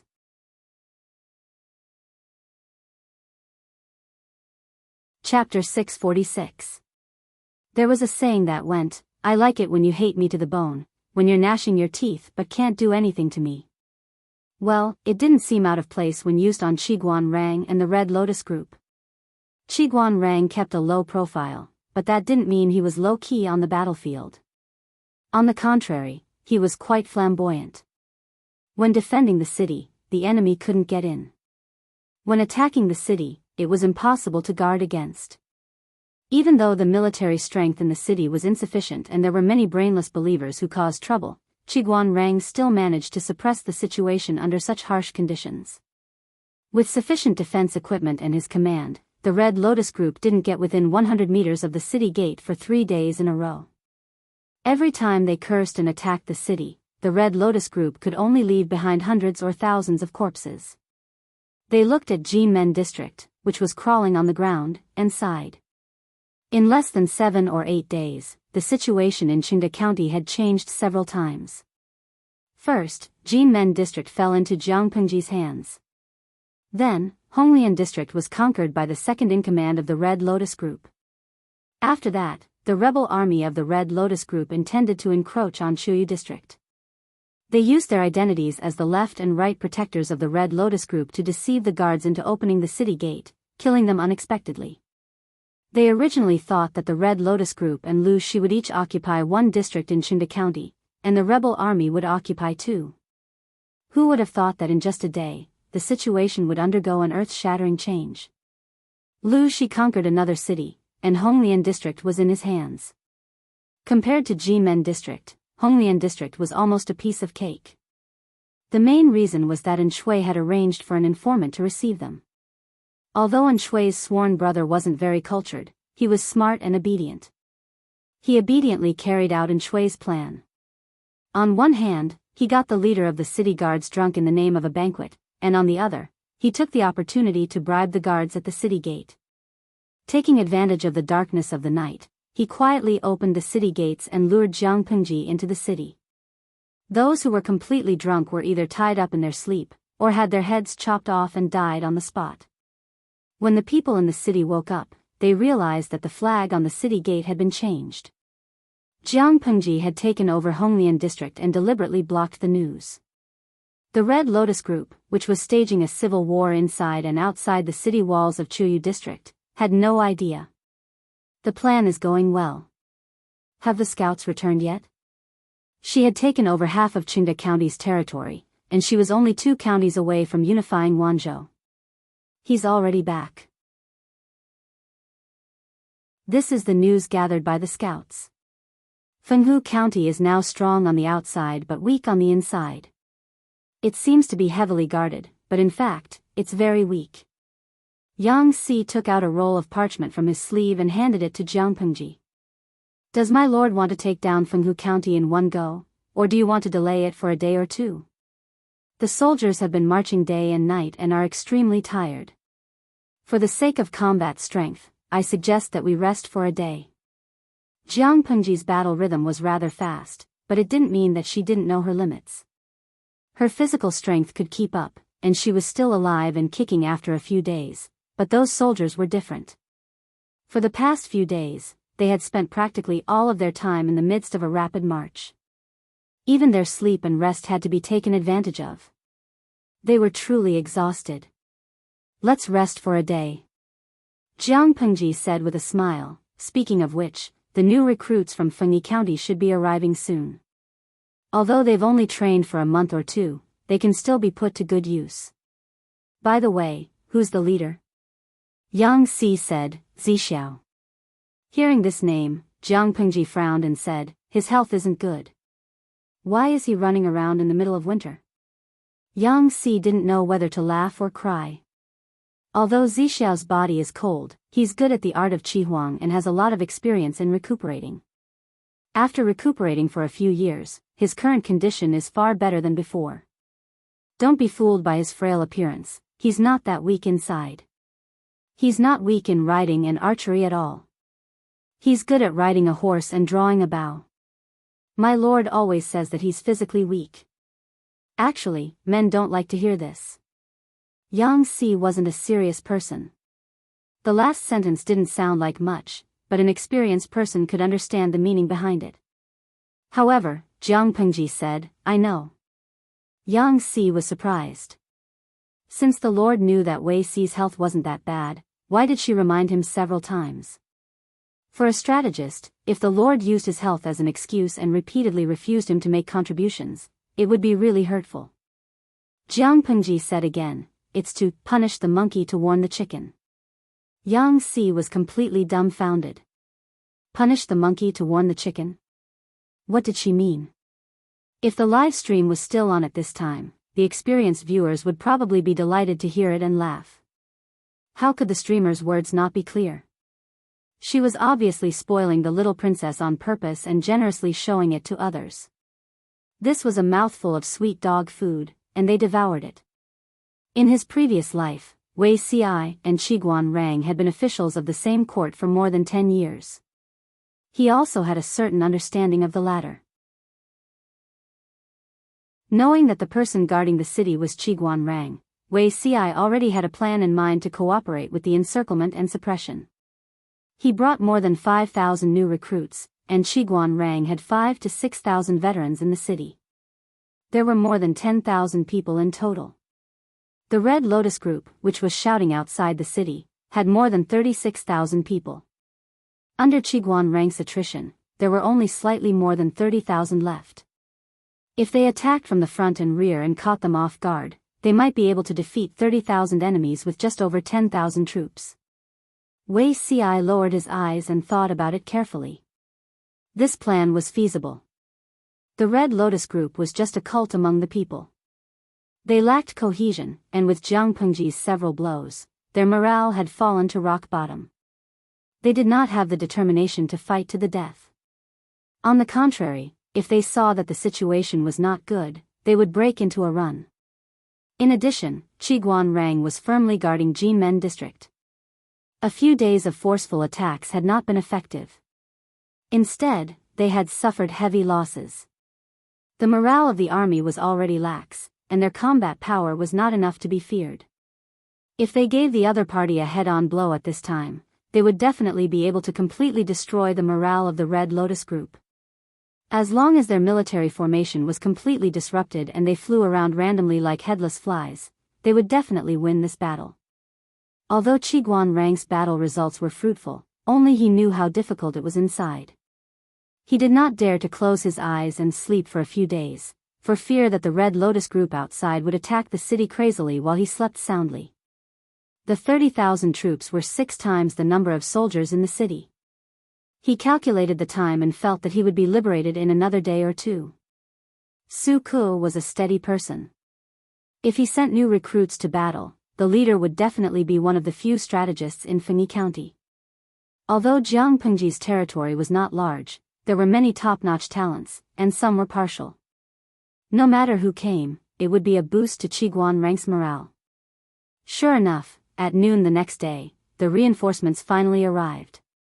The Red Lotus group was still shouting and provoking below the city walls. They cursed until their throats were swollen. In the end, they could not wait any longer and chose to attack. Qiguan Rang stood on the city wall and looked into the distance. He vaguely saw that there was an unusual movement behind the Red Lotus group's army. His eyes were filled with warmth. In order to show their strength and reduce the threat of the ballistae on the city wall, the Red Lotus group had deliberately set up a large battle formation. However, this had also caused a certain delay in the transmission of their information.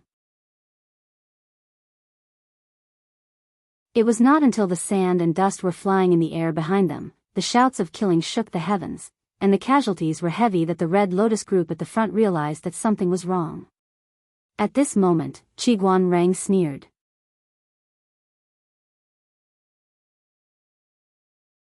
Chapter 647.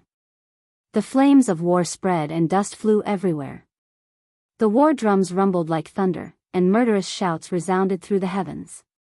The Red Lotus group had suffered several setbacks. After splitting up their troops, they had suffered repeated losses outside Jianghu County. Their morale was low, and their will to fight was sparse. A group of enemies appeared out of nowhere and launched a sneak attack on the rear of the Red Lotus group.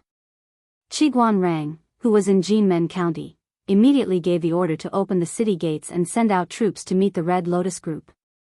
This would restrain the main force at the front, making it impossible for them to take care of both the front and the rear. Under Qiguan Rang's command, the soldiers formed a military formation to break up the Red Lotus group's formation and surround and kill them. If the Red Lotus group counterattacked, they would scatter and not gather. Under Qiguan Rang's command, the Red Lotus group felt that their enemy was like a piece of sticky candy that could not be removed. Most of the main forces of the Red Lotus group were gathered at the front. Qiguan Rang stuck to them like a piece of candy, making it difficult for them to turn around and return to support the rear. Compared to Qiguan Rang's roundabout gentleness, Wei Ci appeared firm and decisive. Because of Jianghu's strict control, the first thing the recruits received after entering the camp was not physical training, but how to carry out orders. Therefore, even though the people Wei Ci brought were all new recruits, they carried out his orders relatively well. Even if their physical fitness and combat qualities could not be compared to the veterans, the new recruits were much stronger than the Red Lotus group members who panicked and were at a loss when they were ambushed. Wei Ci knew very well that Qiguan Rang was holding back the main force of the Red Lotus group, buying him precious time. The faster he killed, the more losses the Red Lotus group would suffer, and the less pressure Qiguan Rang would face. Therefore, in order to further expand the battle results, Wei Ci chose a rather tough offensive formation. The vanguard was like an awl, sharp and swift. It broke through and severed the already chaotic rear of the Red Lotus group. The arrangement of the soldiers on the two flanks leaned towards defense. They were strong and powerful, taking into account speed and protecting the center of the army. At the same time, they could maximize the results of the battle and reap the lives of the Red Lotus group. The archers and pikemen were in the middle, supporting the front and two flanks, shooting the enemies and clearing the obstacles. The army led by Wei Ci was like a pair of long scissors, easily tearing apart the rear of the Red Lotus group, making it impossible for the two wings to support and cooperate.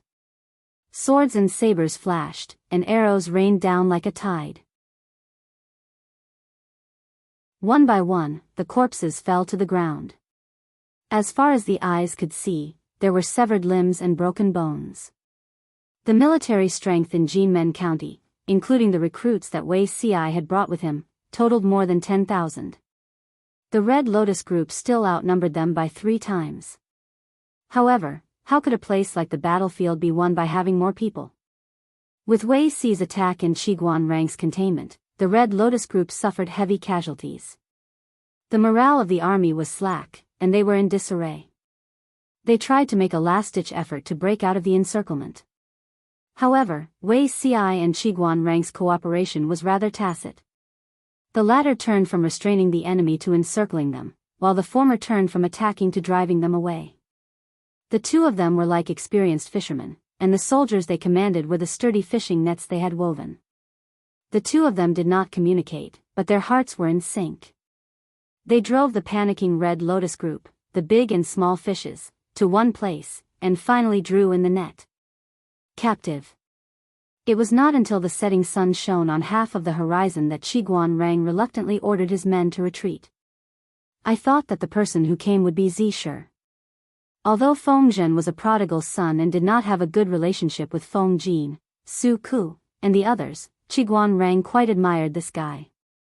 According to his temperament and style, he was quite suitable to lead the recruits to support Jiangmen County. He had never expected that the last person to arrive would be Wei Ci. Thinking about Wei Ci's usual style, it was very different from his style on the battlefield just now. Qiguan Rang could not help but re-examine this gentle and weak colleague. "You've hidden yourself well, big brother." Wei Ci was still afraid of the cold, so he wore a few more layers than others. He also wrapped himself in a windproof cloak made of rabbit fur. From afar, he looked like a snowball. Just like how Yang Si felt cold when he looked at Qiguan Rang also felt a little hot when he looked at Wei Ci. After hearing Qiguan Rang's words, Wei Ci smiled and coughed twice. Zhi is busy and far away in Shenyang County, presiding over the overall situation with Huayu. Going back and forth is a waste of time, and I'm afraid that it will delay the Lord's great plan. Helpless, I, an idle person with nothing to do, will help the Lord solve her worries. This was not the case. In the beginning, Feng Zhen had been eager to come. How could exhausting government affairs be as refreshing as fighting a war? However, Wei Ci had a white face and a black heart. He was good at tricking his friends. From Zhangping, Yang Si, to Feng Zhen, when had he ever been merciful? Where is the Lord now? Wei Ci had also rushed here overnight. He had no spare time to inquire about information. Qiguan Rang briefly explained the current situation on the battlefield. Jiangmen County had been defended, and Honglian County could probably be deceived. Coincidentally, Wei Ci had arrived, so he could lead the troops there to defend. The Red Lotus group was having a civil war in Chuyu County. Jiang Pengji and Qiguan Rang had deliberately blocked the news, so they would not know about the changes here for the time being. Jiang Pengji could use this time gap to turn around and attack Fenghu County. When the 3 counties were stabilized, she would return to deal with the remaining troops of the Red Lotus group. Wei Ci kept a gentle expression and listened carefully. In his previous life, he had moved from Langjie County to Zhongzhou's Bianzhou with the Wei family. As an invisible person, he was not valued, so he simply built a hut and lived in seclusion. He was still concerned about the affairs of the world, but most of the news came from Zhongzhou. As for the news of Dongqing, he only had a general idea. Perhaps the evildoer mentioned by monk Liaochen was causing trouble, stealing the fate of Dongqing and the vitality of the people, causing many things to happen in advance. In his previous life, the Red Lotus group had surfaced much later than it was now. The Red Lotus group had been preaching in the north for several years. It had accumulated countless loyal followers, and its followers were widely distributed. In the end, the leader of the Red Lotus group took advantage of the situation and revolted. He received the support of the people in the north, and the imperial court could not shake him. He suffered several losses, and the Tsing-Yi army, who revolted at the same time, could only avoid him. The current Red Lotus group was still immature, and its teachings were not deeply rooted in the people's hearts. Otherwise, it would not have been easy to take Qingde County. Did the Lord go to Chuyu County? Wei Ci asked. Qiguan Rang replied, according to the time, that should be the case. Zixiao, fortunately, you came. Otherwise, I would be really busy. Although the Red Lotus group is a motley crew, their ability to bewitch the people is not weak. In the past few days of defending the city, people have repeatedly tried to attack or bribe the guards at the city gate. On the surface, we have caught more than 22 of them, and there are even more who have not taken action in the dark. Wei Ci rubbed his eyebrows. It's best not to keep these stubborn followers around, lest they spoil our plans. A rat's droppings can spoil a whole pot of porridge. Who knows when these foolish people, whose brains have been brainwashed, will cause a disaster. The Red Lotus group should indeed be eliminated. Thinking of his previous life, Wei Ci's expression became inexplicably gloomy. There was a hidden murderous intent in his eyes, and even his gentle face turned cold. Understanding the meaning of Wei Ci's words, Qiguan Rang frowned slightly.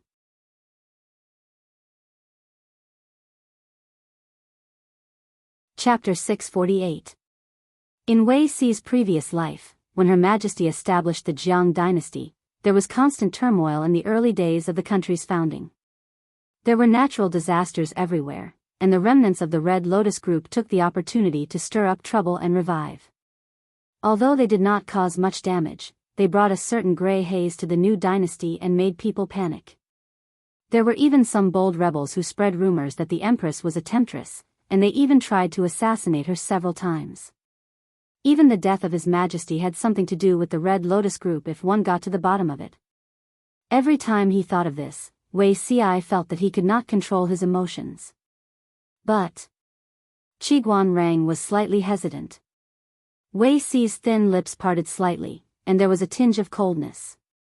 The battlefield is chaotic, and the rebels intend to open the city for the Red Lotus group. Isn't it normal for the troops to die in the chaos?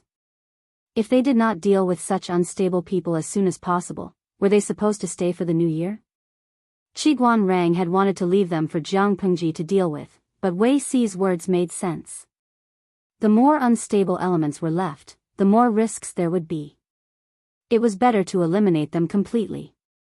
Wei Ci thought of something and said, previously, my lord promised in Shui that after the war, she would give him 10% of his wealth and manpower. Wen Zheng has already screened the captives. Keep the useful ones. It's better to get rid of the others who are stubborn and extreme. Wei Ci did not want Jiang Pengji to get involved in something as damaging as killing captives. It was better to leave this to Shui. Based on Shui's abilities and the Red Lotus group's suicidal style, the latter would definitely step on the former's bottom line. When Shui was done with this group of people, what awaited the Red Lotus group would be killing the donkey after it had outlived its usefulness. Wei Ci did not feel the slightest pain in his conscience to leave this hidden danger to Shui. Qiguan Rang keenly noticed that Wei Ci had stressed the words, stubborn and extreme. When choosing captives, most of them were strong, young, and healthy. The old, weak, sick, and disabled were not considered. But Wei Ci had made his attitude clear. He did not want those with ideological problems. Their physiques and limbs were in good condition instead. This abnormality made Qiguan Rang curious, but it also made him a little more vigilant. Wei Ci knew that Qiguan Rang was suspicious, so he explained, the teachings of the Red Lotus group were inherited from a certain evil cult during the period of the 16 kingdoms. Wen Zheng is well-read, so he naturally knows how many evil cults caused trouble in the early days of the Great Xia dynasty's unification of the 16 kingdoms. They had risen from the ashes several times, fanned the flames, instigated the common people, and caused chaos. They had to guard against the Red Lotus group. If there's something wrong with your brain, don't take them. This reason could indeed convince Qiguan Rang. Let's not talk about the distant lands. Just the Buddhism and Taoism, which were now on equal footing, had believers all over the 5 countries. The Red Lotus group could not be compared to these 2 giants. However, the 3 were all religions, and they could vaguely see each other's shadows. Although Buddhism and Taoism were not forces in the traditional sense, their influence on the general trend of the world could not be ignored. If the Red Lotus group could have such a large number of believers and incite trouble everywhere, it would indeed be quite annoying. Qiguan Rang nodded in agreement. All right, I'll remember this. This battle could be considered an unprecedented victory. There were a total of more than 23,000 captives. The others were either killed on the spot or died from serious injuries. Those who were still breathing were transported to the military base for treatment. The women's camp temporarily transferred a large number of people, but they were still very busy. Qiguan Rang sent people to clean up the battlefield, clean up the corpses, search for those who were still breathing, and retrieve the arrows that could still be used. Although his lord was a local tycoon, fighting a war was too costly. He had to save as much as he could. In the following days, the busiest place would probably be the medical district. Those with superficial wounds would be fine after they were cleaned and bandaged. After their injuries were healed, they would be able to jump around and receive military merits. Those with broken hands and feet, abdominal cavities opened by barrels, broken bones embedded in internal organs, and large pieces of flesh cut off. The doctors could do nothing about such serious injuries. They could only do their best. Whether the patients lived or died was up to fate. There were also some who could not endure it and died from the pain. In fact, the large number of casualties did not occur on the battlefield, but after the war. Too many people died from serious injuries. Even if they survived, if the wound came into contact with dirt during the healing period, it would easily fester, making the wound unable to heal, and they would die. Fortunately, it was still winter. The temperature was not that hot and humid, and the probability of the wound becoming inflamed and festering was greatly reduced. However, the death rate was still higher than the survival rate. On the other side, Jiang Pengji ordered people to rest for a day before setting out to attack Fenghu County according to the plan. Coincidentally, the day before the attack on Fenghu County was the New Year's Day. Before setting out, Jiang Pengji had already ordered people to buy enough pigs and sheep from the people with money or rice grains of the same amount. On the day of the New Year's Day, the soldiers in charge of the kitchen slaughtered the pigs and sheep. The pig's blood was collected and condensed into blood clots, which were prepared to be used as food. The internal organs were processed and the stench was removed. They were cooked with ingredients and spices and made into cooked dishes. The pig bones were boiled into a thick white bone soup. The soup base was spices. The smell of the bone broth was so strong that it could almost drift into Fenghu County. As for the other pork and mutton, the various parts were divided. Some were directly boiled in plain water, while some were added with black fungus and stewed into a pot of stew. Just looking at the color made people salivate. Dry fried pork ribs with salt and pepper, dry fried pork shreds, kung pao pork cubes, or cut the pork into minced meat and wrapped it into meat buns. In addition to these, there was also some raw meat and cut bamboo sticks. The soldiers could skewer the meat themselves and roast it over the fire. As for the rice prepared by the kitchen, it was cooked with the meat broth that had been prepared beforehand. It's the children's day. Everyone, eat to your heart's content. Those were Jiang Pengji's original words. The march was tough, but such a sumptuous meal was rare even during the New Year. The soldiers formed groups of 3 to 5 and ate their New Year's Eve dinner around the bonfire. There was a rack on the bonfire and a pot was hooked. In the pot, all kinds of mountain products and meat pieces were cooked. The fresh and tender soup made a gurgling sound. When the hot soup and rice entered the stomach, the whole person felt warm. In contrast, Fenghu County was deserted. There were strong troops stationed outside the city. Even though it was New Year's Eve, almost no one celebrated. The most pitiful ones were the soldiers guarding the city. They squatted on the high city wall. The thin and shabby clothes on their bodies did not have much resistance to the cold. Their stomachs were empty. They were so hungry that they were in pain. They were singing the empty city stratagem. Many people could not help but look into the distance. There was the camp that Jiang Pengji's army had set up. They could not see anything else, but they could see the leaping and burning flames. They sniffed hard. There was a faint aroma of food in the air. Even though they were so far away, they seemed to be able to hear the lively sounds coming from there. "It's so good," a soldier guarding the city murmured in a low voice with deep envy. He simulated the taste of delicious food in his mind. The more he thought about it, the more saliva he secreted. Finally, he swallowed his saliva in big mouthfuls. The sound of thunder rumbled in his stomach. In Fenghu County, the leader of the Red Lotus Group, who was guarding the city, received a report from outside the city.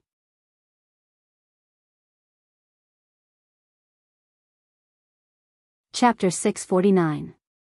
Although he wanted to attack at night to teach Jiang Pengji a lesson, the leader of the Red Lotus Group also knew that this plan was not feasible. First of all, it was New Year's Eve tonight, but a strong enemy was eyeing them covetously outside the city. No one was in the mood to celebrate. Secondly, the people in the city had been tricked by the Red Lotus Group into saving and plundering their wealth.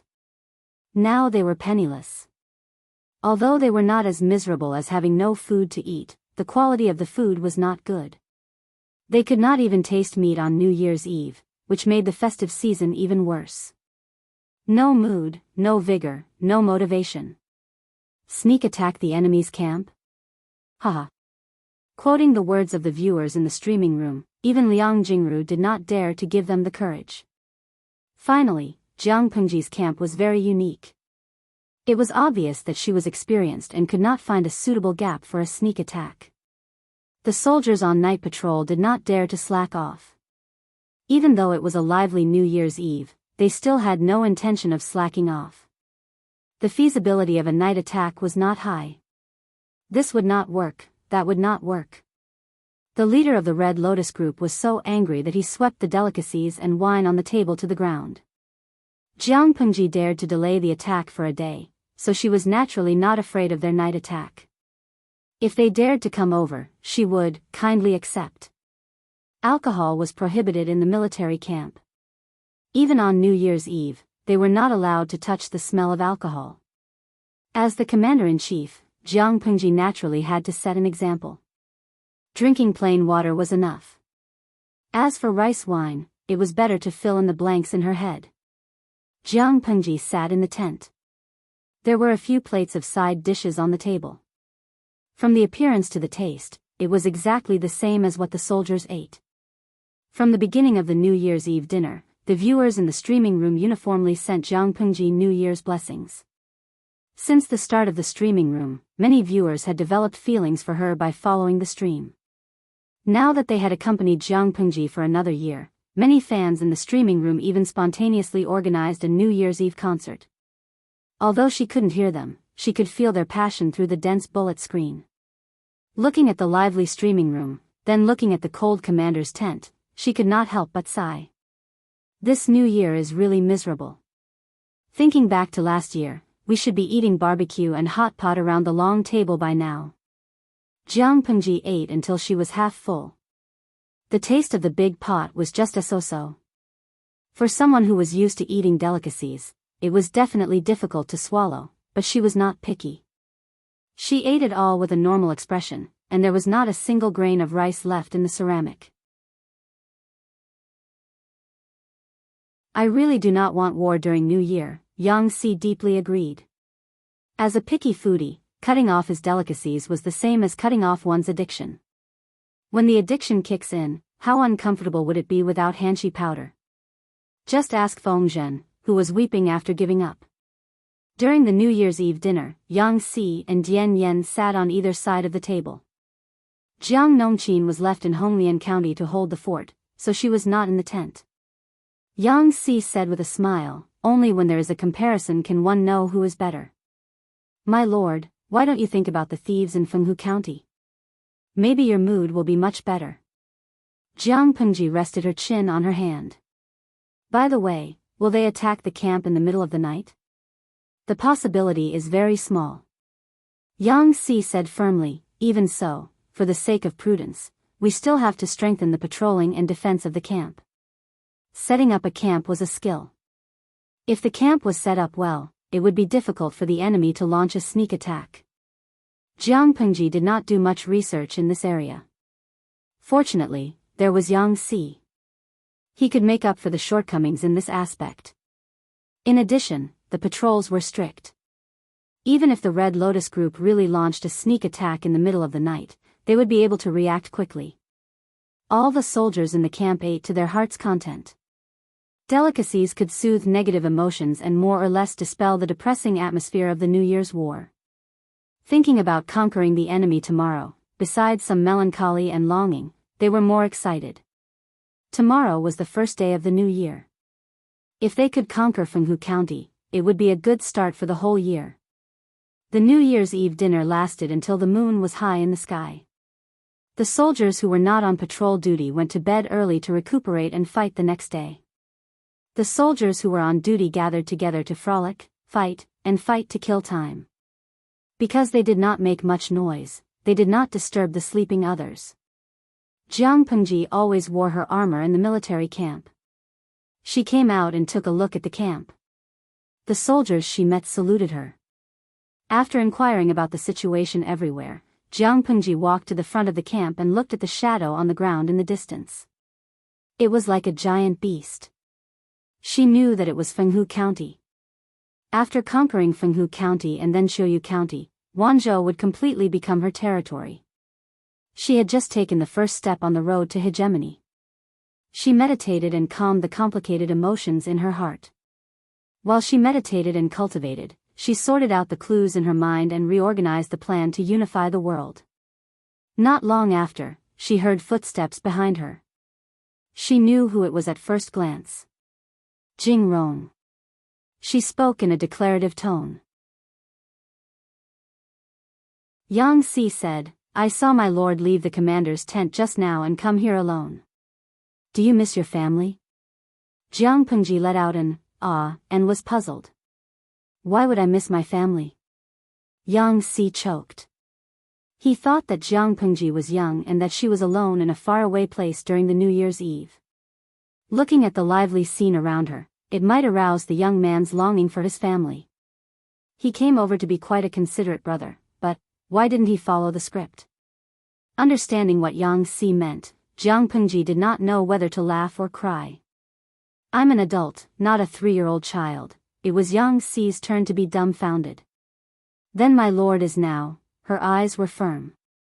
"I'm meditating and sorting out the plan. After we take down Qingde County, we'll take a short break and go to rescue the king." Rescue the king? I don't know how many heroes we'll meet then. Whether they're enemies or allies, we'll be invincible if we know ourselves and our enemies. Yang Si responded with an "oh" and was slightly embarrassed. Just as he was about to find an excuse to leave so as not to disturb Jiang Pengji's thoughts, his lord raised a very strange question. "Jing Rong, I had a strange dream last night. I dreamed that a hen crowed and heralded the dawn." Yang Si frowned. "A hen heralding the dawn? Isn't this a woman usurping the dawn? It's a sign of disaster. However, the dream is strange and doesn't count." He was a little worried. Did the Lord think that the dream was ominous and that there would be changes in the battle tomorrow? Don't be superstitious. A woman usurping the dawn. People often use this as a metaphor for a woman usurping power and creating chaos in the world. It's a bad omen. Jiang Pengji said and lowered her eyes. "What do you think of this?" Yang Si was surprised. How did the topic turn to this? He was also a rebellious person.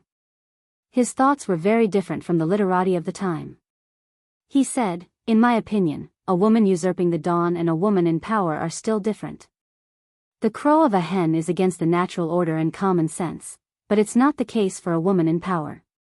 Looking at the 16 countries and the previous dynasty, it's not like there haven't been women in power and being officials for hundreds of years. If a woman usurps the dawn, it's an insult to the ancestors. There was a period of time in the previous dynasty when women were officials and were in power. However, as times changed, the atmosphere became more and more rigorous and harsh. The narrow term, "a woman usurping the dawn," was recognized by more and more people. More people felt that it was ridiculous for a woman to be in power. It was like a woman usurping the dawn. Jiang Pengji smiled and said, "What if a woman becomes the emperor in the world? Do you think it's normal?" Yang Si had a strange expression on his face. His lord was not only ambitious, but her confidence was also rare in the world. He smiled and asked quietly, "Listening to what you mean, my lord, do you want to pass the throne to your daughter after you become the emperor? It's not necessarily impossible."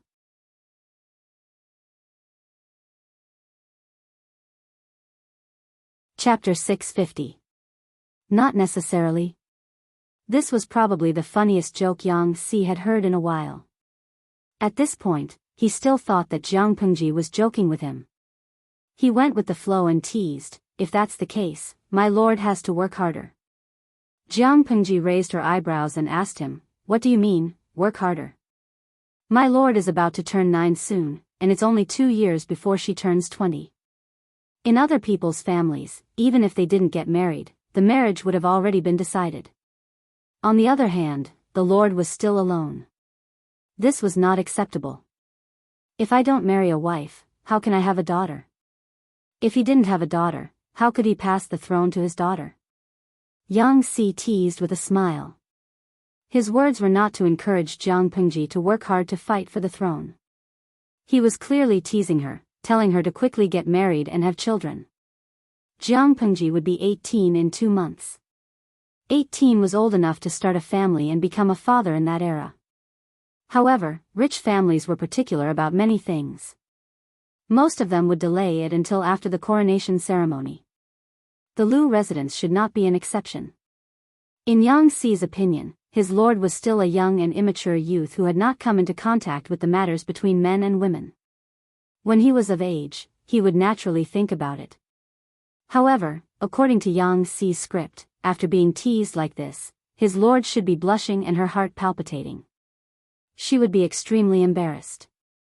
In fact, Jiang Pengji raised her eyebrows and said calmly, "Well, there's no rush. Bearing children depends on the partner and the timing." Yang Si was surprised. From the looks of it, his lord wasn't an innocent young man who didn't understand human relations. He was clearly an experienced veteran. He gossiped, "Depends on the partner and the timing? Could it be that my lord has taken a fancy to someone?" Jiang Pengji's lips curled into a mysterious smile. "Indeed." Yang Si asked curiously, "Which family is she from?" If their statuses were comparable, they could ask the old master to come forward and arrange the marriage for their lord. This was a major event in his life, so he couldn't afford to be careless. The faster the hand, the slower the hand, the faster the hand, the stronger the hand. That was the only logical thing to do. If his status was lower than the lord, he could send an iceman to the door and explain his intention to take a concubine. In short, it's best not to miss out on a young lady you like. Jiang Pengji laughed involuntarily. She didn't know that apart from being gluttonous, Yang Si also had a tendency to gossip. Amused, she rolled her eyes and said vaguely, "Status. Although my family is in decline, I have a clean background. My ancestors were once illustrious, so I can be considered a noble family." That person is quite talented, and her personality is quite cute. It's not fair to be a concubine. Yang Si frowned. A noble family. This was indeed a little difficult. Better be a poor man's wife than a rich man's concubine. The nobler the family, the more importance they placed on their status. She would rather choose her husband's wife who was of the same birth as her. Very few people were willing to be a concubine in order to climb up the social ladder, unless her husband's family was of a higher status. Obviously, she had not reached that level yet. "What does Lord like about her?" Yang Si asked. "Talent or appearance?" Jiang Pengji smiled and squinted her eyes. "His genes." "Chicken, sound?" Yang Si couldn't wrap his head around it. The curve was too big, and he almost flipped over. What is a rooster's voice? Jiang Pengji pinched her chin. How could she explain this? She couldn't. Genes. They're the most essential thing in life. Jiang Pengji thought about it and muttered, but genes are only one aspect. His genes are indeed very attractive to me, but what interests me is his temperament and the secrets he hides. How do I describe that feeling? He's obviously full of loopholes, and it's no different from burying his head in the sand, but he still stubbornly wants to hide it. He looks so cute. Yang Si was dumbfounded. He could understand every word that his lord said, but when they were put together, he couldn't understand them. Jiang Pengji concluded. He's easy to bully. I like to bully him, but he's tolerant and doesn't do anything. What I like can only be mine. Yang Si was so shocked that he couldn't speak. After a while, he broke out in laughter. Lord, if you really like the young lady, you can't do this. It's easy to scare her. Previously, he thought that his lord was a skilled and knowledgeable veteran. Now that he saw it, he was clearly a domineering young man who didn't understand love. Jiang Pengji asked him, how should I pursue her? Yang Si thought about it and said, if my lord really likes her, why don't you discuss it with the old master and ask him to come forward and propose marriage? Since she's from a noble family, she's probably well educated. Although my lord's actions show that you like her, in the eyes of the young lady, it's clearly frivolous and flirting. Even if my lord is very good, after such actions, the young lady's impression of my lord will at most be 1 or 2 points. Jiang Pengji clicked her tongue, somewhat disapproving. He's quite open-minded by nature. He shouldn't misunderstand, right? That's not necessarily true. Yang Si added, young girls are meticulous and tend to get into a dead end. Jiang Pengji rested her chin on her hand and thought about it. She said, is that so? Listen, Jing Rong is quite experienced. Yang Si sneered. He had eaten more than 10 years of rice than Jiang Pengji. How could he not know? If my lord asks Zisher, he's more experienced. However, he's an unruly wastrel. I don't recommend adopting his suggestion. Yang Si conveniently smeared Fengzhen's name. Who asked Fengzhen to be so wastrel? Jiang Pengji thought for a long time. Finally, she said, it's still early. Let's talk about it in another 5 or 6 years. I'm not in a hurry. I'm quite enjoying my current state. Yang Si did not suspect anything strange. In his opinion, the young lady that his lord liked was estimated to be only 11 or 12 years old. In another 5 or 6 years, she would be of the right age to marry. As a man, he should prioritize his family, country, and career. It was fine for his lord to get married a little later. It was fine if he fell in love with someone else after a few years. A man would not have to worry about not having a wife. Little did he know that under Jiang Pengji's deliberate guidance, the content of their conversation was completely different. It was clearly a chicken talking to a duck, but they could still talk about the same thing. In that case, I'll wait for my lord's little princess to come to this world. Yang Si smiled and teased. Jiang Pengji said, deal. I just hope that you won't cry when the time comes. Before dawn broke, Jiang Pengji returned to her tent to take a nap. When the golden light pierced through the thick clouds and shone on the earth, the sound of a horn sounded in the camp. Not far away, the people of Fenghu County, who had been in fear all night, felt as if they had been electrocuted. They were so scared that their hair stood on end. Jiang Pengji gathered the troops and arranged them in battle formation outside the city. The cold wind whistled and the banners fluttered. One side's morale was high, while the other side was increasingly depressed. When the war drums sounded, the archers responded with arrows to cover the scaling ladders. The soldiers hid under the scaling ladders and pushed the scaling ladders closer to the city walls. Because of the urgency of the march and the limited supplies they could carry, they did not bring catapults to attack the city this time. Relying on the cover of waves of arrows, corpses continued to fall from the city walls, and the scaling ladders were successfully placed on the city walls. When the leader of the Red Lotus group heard the war drums outside the city, He hurriedly put on his armor and climbed up the city walls. An arrow that flew over almost pierced the bun on the top of his head. Why are they fighting now? The leader glared angrily. The enemies below the city walls were densely packed, one group after another. His scalp tingled when he saw them.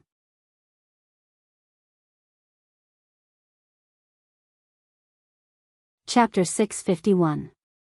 We can't defend. The dull sound of arrows piercing flesh, the wails and screams of the battlefield, and the buzzing sound of arrows piercing through the air. The incomparably noisy sounds converged into a symphony of death. The soldier's head was covered in blood, and after he finished speaking with tears in his eyes, an arrow pierced through his chest. Smash them all. Smash them down. We must not let these rebels climb up the city wall. The leader of the Red Lotus group shrank in the back, his face full of fear. He roared at the top of his lungs as he pushed the others to the front line. We have to defend even if we can't. Whoever dares to retreat will be killed. The best way to deal with enemies climbing the ladders was to use heavy objects or sharp weapons to hit their vital points or hands. The defending side did not even need to kill them on the spot. They only needed to get them down from the ladders. The height of the city wall alone was enough to kill them. However, Jianghu was very cunning. He let the soldiers carry thick shields and pretend to climb the ladders. They did not need to climb too high. They only needed to climb halfway to lure the Red Lotus group on the city wall. When they attacked the soldiers climbing the ladders with stones or other sharp weapons, the archers below the city wall would specifically shoot at those soldiers. The war drums were like thunder. The strong sound of the drums resounded through the sky, stirring the blood in one's chest and causing it to surge. Jianghu rode on Little White's back. Her red clothes and silver armor were particularly conspicuous under the sun. She frowned and said, "Jing Rong, although your lord has some spare money, I'm not as rich as a country. Can you be more diligent and thrifty?" The arrows were not endless. From her point of view, every wave of arrows that were shot out was like shining silver. It would be fine if they could successfully attack the city, but if they could not attack it for the time being, those arrows could not be recovered. Even if some could be recovered after cleaning up the battlefield, the arrows would also be used up. Every time they fought, they would lose 10 to 20% of their arrows. It was so expensive that it hurt. Jianghu smiled and said, "Wait a little longer. When their morale has completely collapsed, this city wall of a few feet will be easily breached." Jianghu secretly rolled her eyes. She clamped Little White's belly. "Go!" Little White roared and rushed to the battlefield at the speed of lightning. Jianghu was about to raise his hand to stop it, but Little White had already carried the people away, leaving only the dust it raised. As they galloped, Jianghu removed the bow and arrow from the back of the horse. For this bow, pulling the bowstring to a full moon would require more than 2 stones of strength. He knocked an arrow and drew his bow, aiming at the flag fluttering in the wind. A silver light pierced through the air. The arrow carried with it an unstoppable momentum. With a dong sound, it pierced through the flagpole, and the huge flag fell down with a loud bang. If he wanted to completely crush their morale, why did he need to waste so much time? Either they would take the head of the enemy general or they would cut down their flag. These were both ways to thoroughly humiliate the enemy and destroy their morale. Jianghu saw the fallen flag of the Red Lotus group and laughed involuntarily. He adjusted his plan and attacked the city with all his might. The Red Lotus group on the city wall had basically lost their will to fight. After paying a small price, Jianghu's soldiers carried their thick shields and climbed up the city wall one after another. The two sides were engaged in a chaotic battle. The scene was chaotic and bloody. It was like a Jura hell, making people lose all rationality. Amidst the chaos, the city gates opened wide. Jianghu held the long spear in her hand and rode her horse into the city. They fought from early morning until noon, and it was as if the white clouds in the sky were dyed scarlet. If someone surrendered, their hands were tied. If they resisted, they were killed on the spot. In less than half a month, the situation in Qingde County had undergone earth-shattering changes. At this point, Jinmen County, Fenghu County, and Red Lotus County were all included in Jianghu's territory. Qiuyu County is still missing. After the war, Yang Si sent people to clean up the battlefield and settle the wounded soldiers, the bodies of the dead soldiers, and the prisoners of war. When he could finally breathe a sigh of relief, Jiang Pengji had already washed up and taken off her heavy armor. She was sitting in the main hall, drinking tea and resting. Yang Si was so busy that his feet barely touched the ground. Even the clothes he was wearing were from 2 days ago. He had no time to wash up and tidy up. Yes, we're still missing Qiuyu County. Why don't you wait quietly for a few more days, my lord? Wait for the Red Lotus group to fight internally and exhaust each other? Jiang Pengji frowned and said, I want to wait, but I can't wait to rescue the emperor. Yang Si was also helpless. If it weren't for the rescue of the emperor, they would have waited until the beginning of spring before attacking Qingde County. Now they were forced to start a war a few days before the New Year's Day. It was one thing for the soldiers to be unable to celebrate the festival with their families, but some of them had to sacrifice their lives. Jiang Pengji continued, sooner or later, the Red Lotus group will be annexed. Sitting idly by and watching them exhaust each other in their internal strife is tantamount to exhausting our strength. Yang Si was so choked that he couldn't speak. The meaning of his lord's words was clear, the Red Lotus group will be mine sooner or later. The more internal strife they have now, the more losses I will suffer when I obtain it. However, the Red Lotus group is not completely finished yet. Is it really okay for my lord to be so concerned about it? Take a break and reorganize. Send troops to Qiuyu County. Yes. Jiang Pengji, Qiguan Rang, and the others deliberately blocked the news. The Red Lotus group received the news relatively late. How late was it? She had already conquered Fenghu County. The Red Lotus group in Qiuyu County was still in a standoff inside and outside the city, cursing incessantly. In order to stall for time, Shui racked his brains to give advice to the second-in-command of the Red Lotus group. Compared to the twisted intestines of a top strategist, Shui could be considered honest and straightforward. Compared to the brainless boorish men of the Red Lotus group, Shui felt that his IQ could crush everyone present. With his help, the second-in-command deceived the city gates of Qiuyu County into opening and captured it. After capturing Qiuyu County, he was about to dispatch troops to Honglian County, but the troops were blocked at the city gates. The people who surrounded them were none other than the military counselor of the Red Lotus group. The scholar personally led the troops and surrounded Qiuyu County. As he cursed, he asked the second-in-command to return the leader. The two sides confronted each other and were in a stalemate. Shui took the opportunity to sow discord and upset the balance between the two sides. War was on the verge of breaking out. As for him, for the sake of his life, Shui had packed his luggage early and fled with a few of his brothers amid the chaos, slipping away. The second-in-command and the scholar's eyes were bloodshot. How could they have noticed Shui's existence? When they discovered that Shui had escaped and vanished from the face of the earth, news of Honglian County and Qiuyu County successively being conquered arrived. What? Honglian County has been lost? When did this happen? The second-in-command stood up in shock. Because he had risen in such a hurry, he felt dizzy and almost fainted from anger. The soldier who had delivered the news was pale as he stammered out the time. When the second-in-command heard this, his eyes rolled back, and his sturdy body collapsed to the ground. Everyone panicked. They pinched and slapped him. After a while, they finally woke him up. How? How is this possible? The second-in-command felt as if he had fallen into an ice cellar. The coldness seeped into his bones. If the intelligence was correct, Honglian County had fallen on the same day that he had arrived at Qiuyu County. The guards of Honglian County were not weak. How could Thief Lu attack Honglian County without making a sound? Moreover, it had been a few days since it had been conquered. Why did the news only arrive now?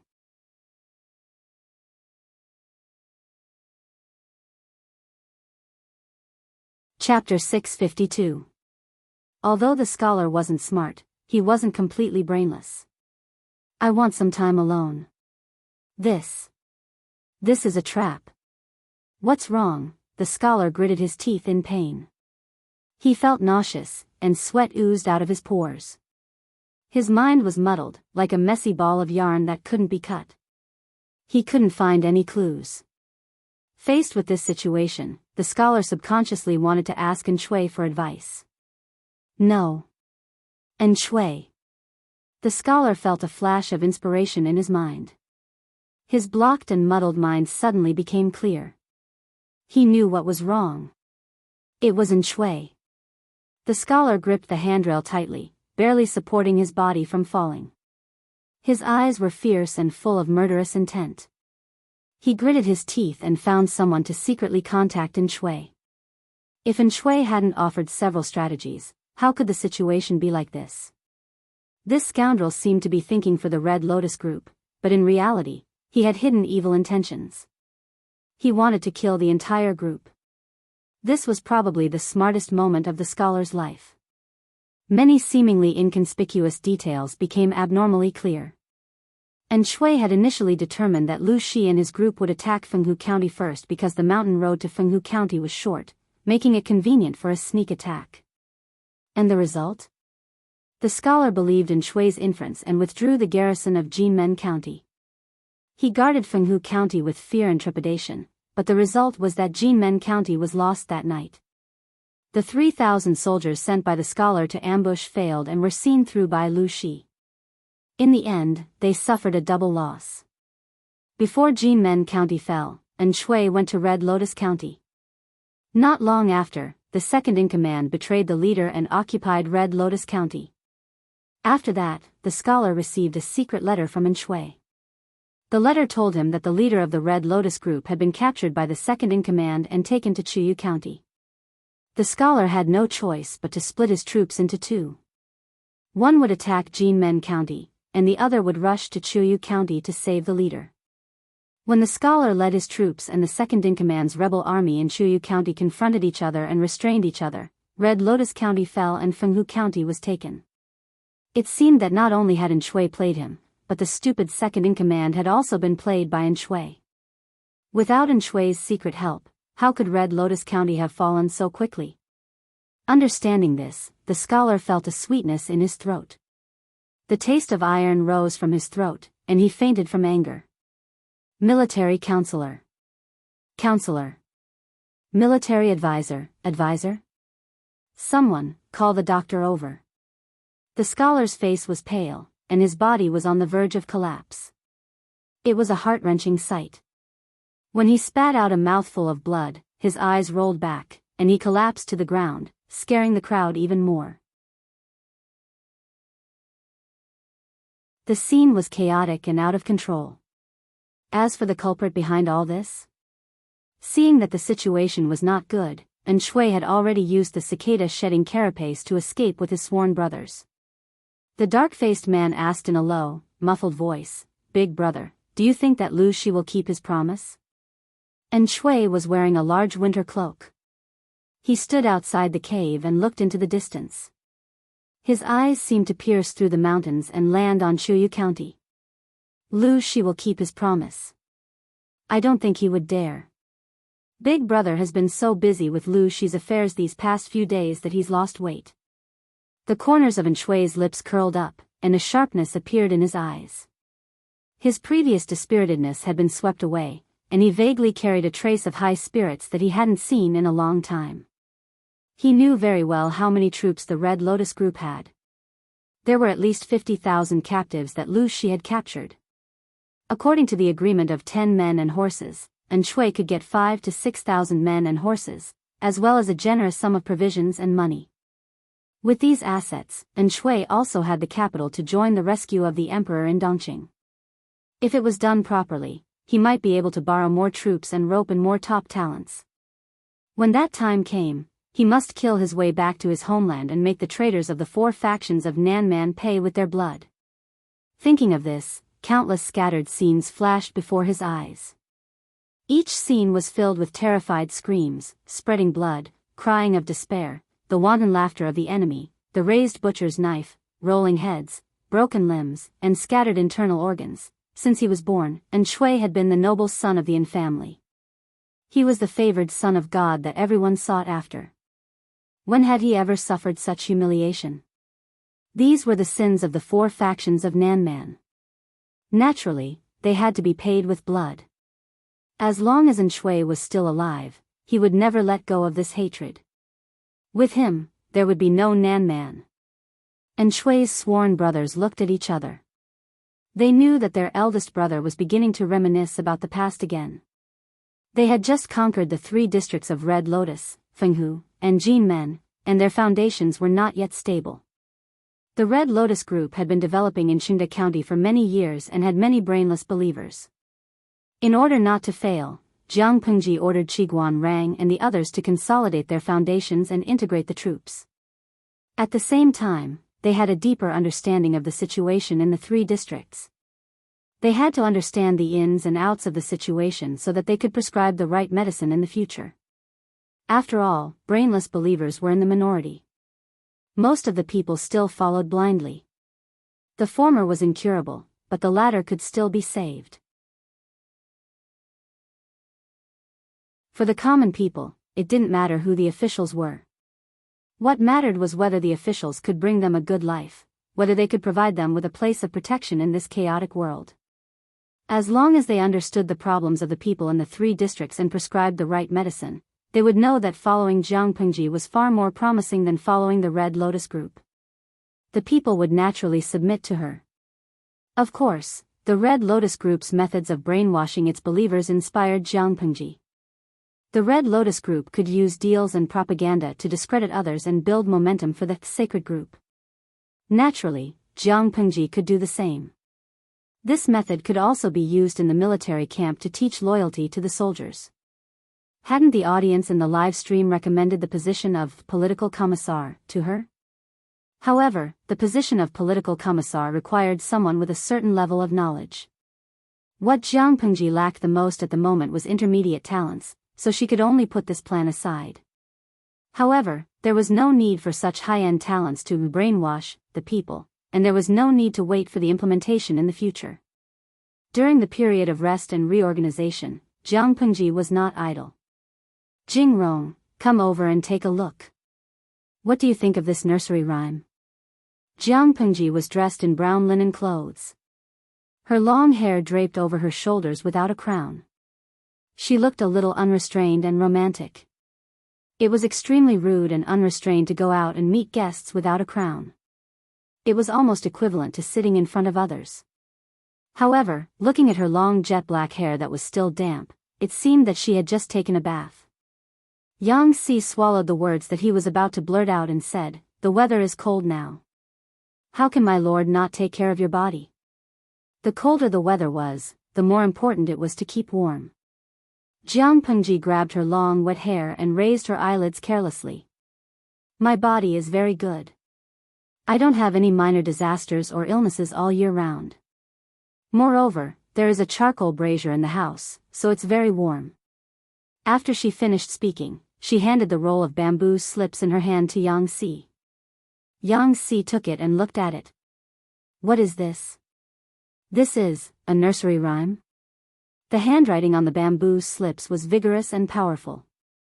The words were written in bold and flamboyant calligraphy. One could not help but sigh with emotion. The words were like the person.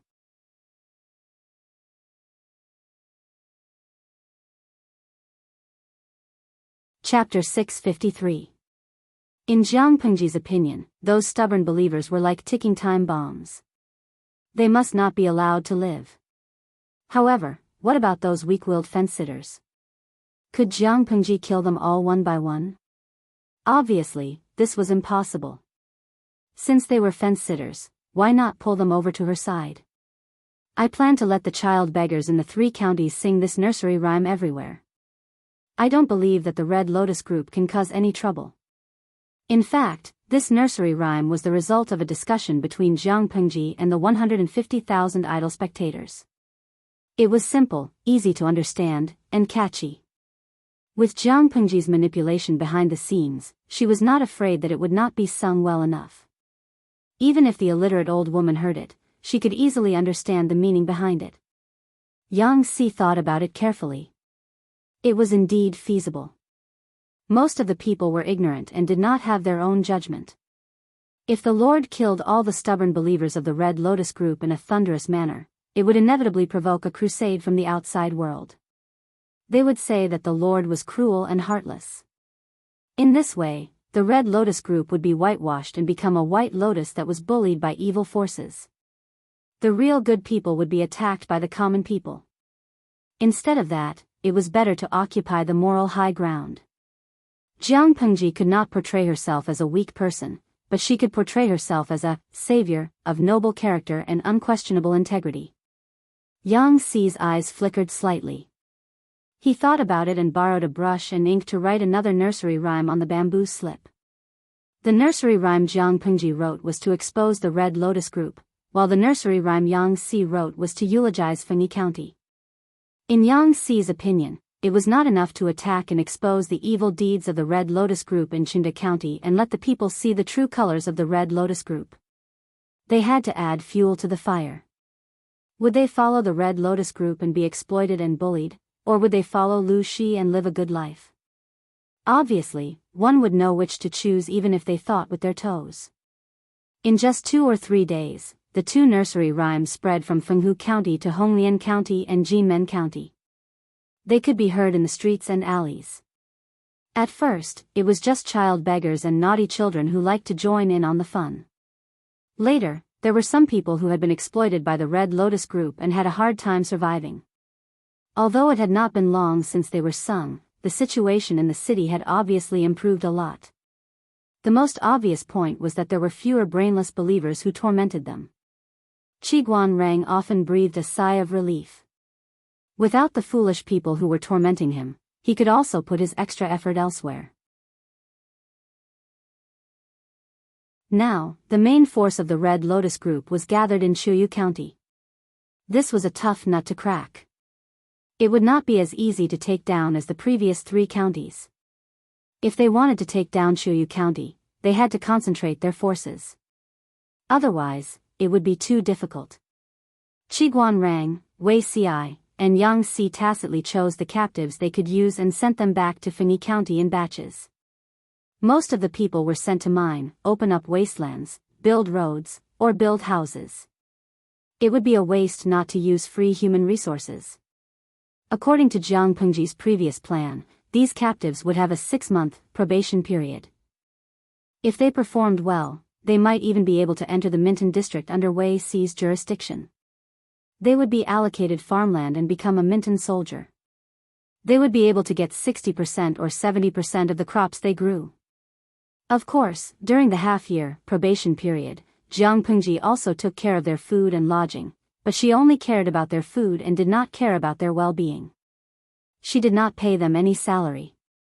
In order to appease the captives and prevent them from causing trouble on the way, these welfare conditions had been agreed upon in advance. However, the captives were still trembling with fear. They felt that Jiang Pengji's words were meant to deceive them. As the victor, it was fine that she did not kill the captives to reduce their rations. Would she be so kind as to take care of their food and lodging? With trepidation and fear for the outside world, these captives were sent to Fengyi County in batches. Su Ku and the others worked day and night, but before they could finish what they were doing, a large pile of official duties fell from the sky with the arrival of the captives. They had no choice but to grab able-bodied men everywhere to share the official duties. Otherwise, when Jiang Pengji returned from the battle, they would probably only see the lush weeds on their graves. The women's department in the government office had the most profound experience. Among them, there was a girl with a plump figure. She had lost a lot of weight in the past few days. She had gone from cute baby fat to a bony beauty. Not only that, but the supervisor of the women's department in the government office, Shengguan Wan, also grabbed Feng Jin's wife, Wei Jingxian, to be an able-bodied man. Wan, Er's good sister, anyway, Master Feng has allowed you to go out and broaden your horizons. This day will come sooner or later. Let's not be reserved. Wei Jingxian could not let go of the lively and active Changsheng, but she could not stand Sheng Wanwan's constant pestering. Fortunately, Changsheng was obedient. She sat beside her seriously during the day and did not cry or make a fuss. When she was hungry, she asked for food from the maids. When she was bored, she hugged her and nibbled on her feet or chubby little hands. She entertained herself and had fun.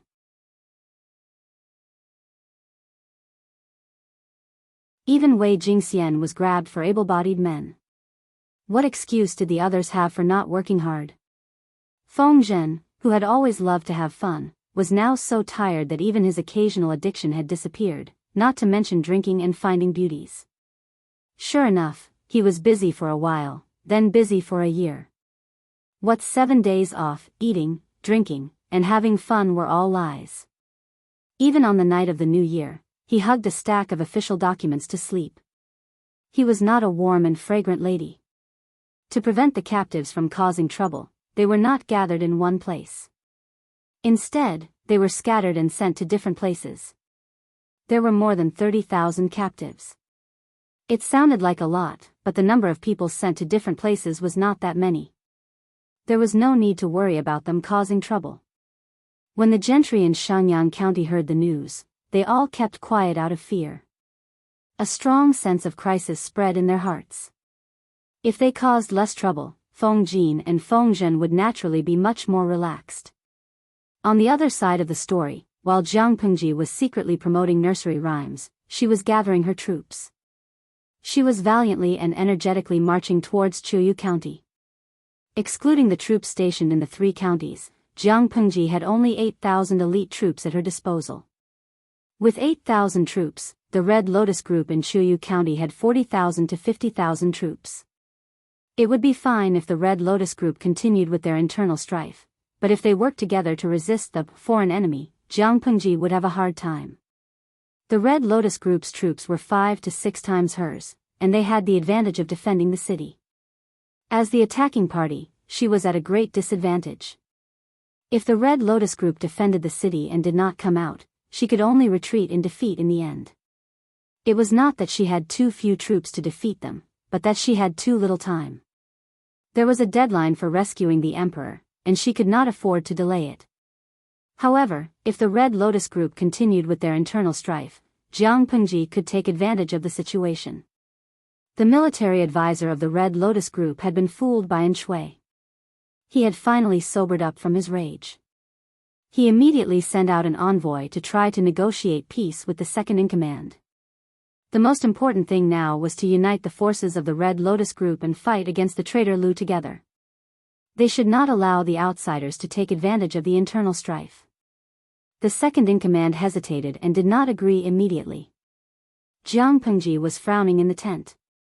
If the Red Lotus Group really unified and they were determined to defend the city and not leave, it would indeed be difficult. At that moment, the guards sent a message. Wei Ci was outside, requesting an audience. Jiang Pengji said calmly, "Invite him in." Wei Ci had come with a solution for Jiang Pengji. "I hope that my lord will allow me to persuade the rebels of the Red Lotus Group to surrender." Jiang Pengji's eyebrows twitched fiercely. Was he tired of living to persuade them at a time like this? She did not object immediately, but her expression showed that she did not agree. Wei Ci pursed his lips and did not speak. He looked straight into her eyes.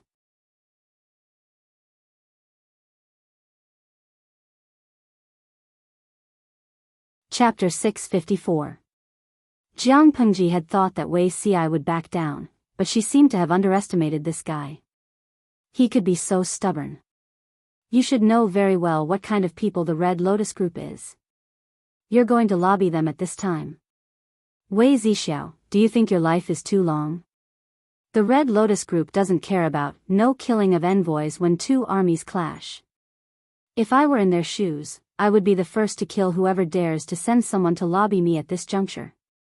Jiang Pengji's voice fluctuated a little. She asked, "Are you really not afraid of death?" Wei Ci smiled instead of getting angry. His expression softened a lot, as if he had a soft light filter.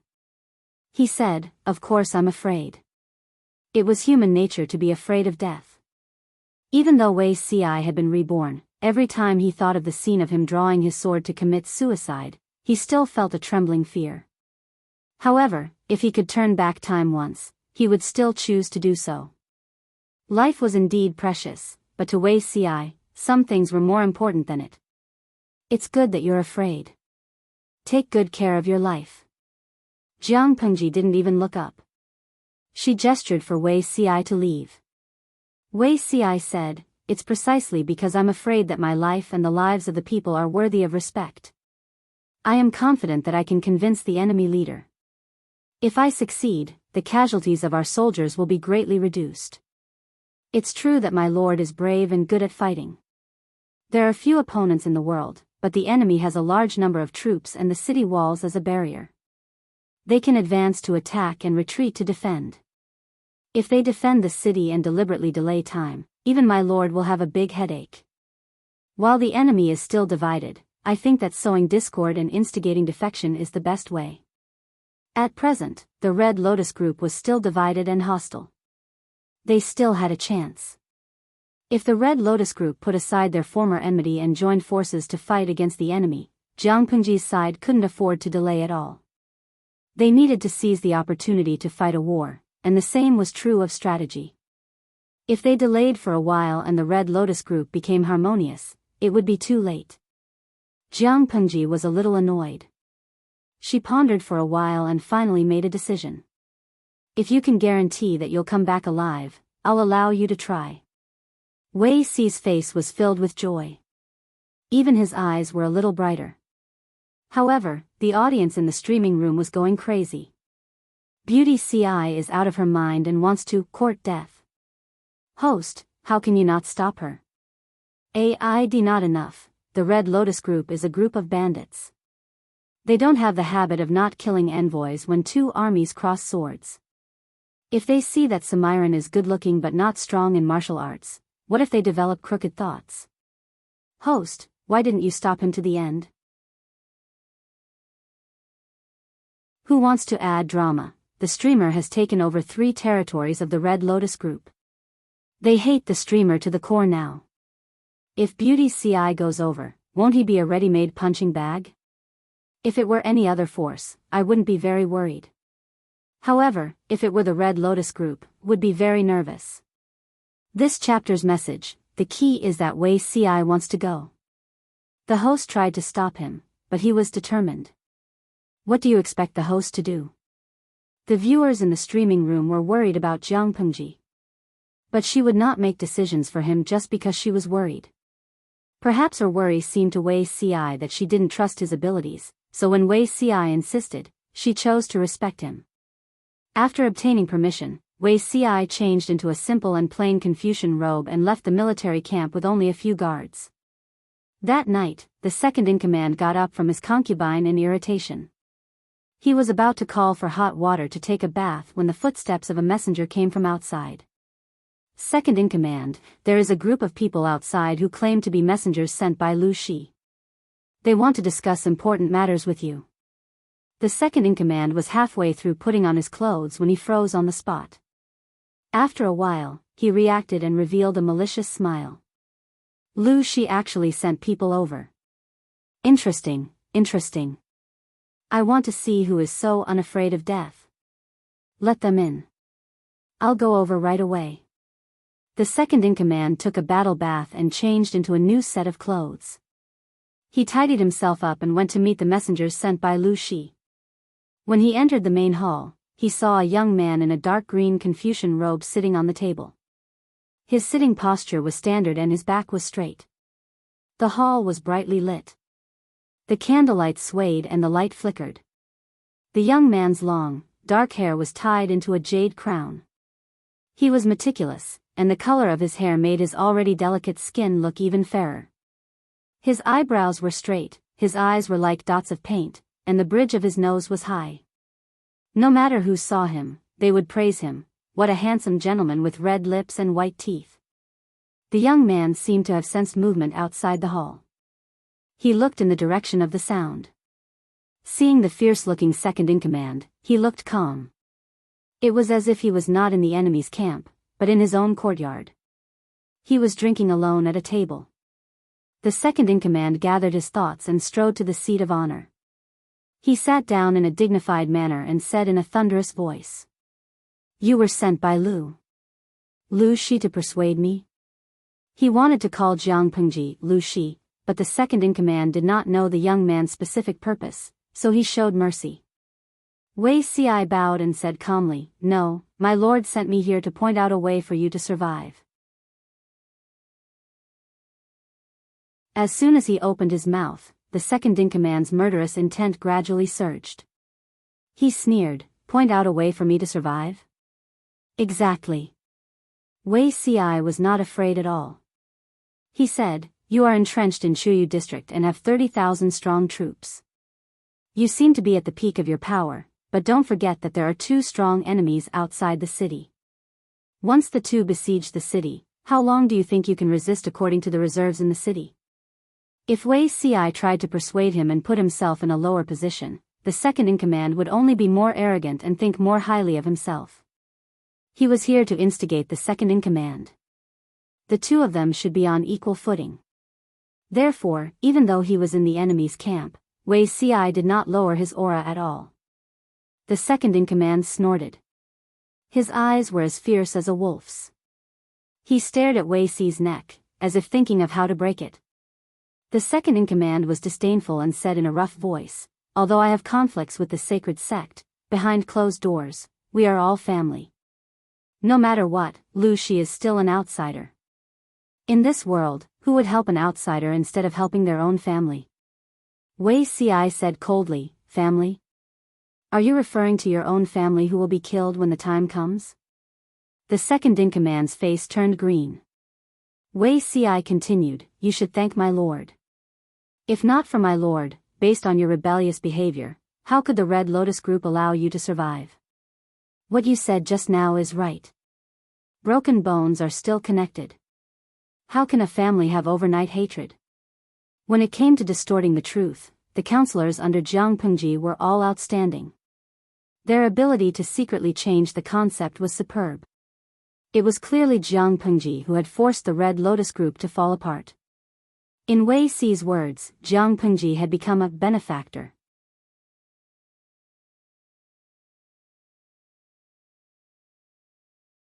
Chapter 655. The second-in-command's face was livid. That feeling was as if the hidden thoughts in one's heart had been exposed and laid out under the sun, inexplicably shameful. Hee, so what? I can also wait for Lu Shi and the Red Lotus Group to suffer heavy losses, Wei Ci sneered. My lord controls most of Fengyi County, Shanyang County, and Qingde County. In the vast Wanzhou, there is only Chuyu County left. With such strength, how could both sides suffer? To put it bluntly, does the general think that he can run amok and ignore the heroes of the world just by relying on a mere 100,000 followers of the Red Lotus Parish? Don't you know? Previously, the Red Lotus Group had split its army of 36,000 to attack Jinmen County. There were less than 8,000 guards in Jinmen County. What was the result? They were routed like a mountain and captured more than 30,000 people. In that case, does the general still think that the Red Lotus Group can compete with my master? The second-in-command's eyes flickered with hesitation and struggle, as well as lingering fear. Just as Wei Ci had mocked him, he was like a frog in a well, looking at the sky. He thought that the Red Lotus Group had defeated the Tsing-Yi army and made them flee like rats, so they were already the overlord of the north. However, Wei Ci told him that the Red Lotus Group was actually very weak. They had 36,000 troops, but they were still defeated by 7,000 troops. This example was true, and he could not refute it. 36,000 soldiers were no match for 7,000. The 30,000 soldiers in the city did not give him any sense of security. Whether he chose to rely on the Red Lotus Group or sit back and watch the fierce battle between the Red Lotus Group and Jianghu, he would not have a good ending. Wei Ci softened his voice to avoid pressuring her too much. My lord sent me here to sincerely guide the way for the general. The second-in-command did not make a sound this time. He stared at Wei Ci with his big, round eyes. "Speak. I want to hear what you have to say." He snorted coldly, gritted his teeth in humiliation, and said fiercely, "I'll die if I surrender to the Red Lotus Church." "Do you think I won't die if I surrender to Lu Shi?" "It sounds nice, but in reality, it's just like that." Wei Ci smiled and said, "General, if you pledge your allegiance to my lord and assist him in destroying the Red Lotus Group, you will be a meritorious minister in destroying the Red Lotus Group." "Why poison a meritorious official?" "If I really did that, from now on, who would be willing to abandon the dark for the light and seek refuge with my master?" "General, why don't you think about it carefully? Have you ever had any conflict with my master? Was there any old scores?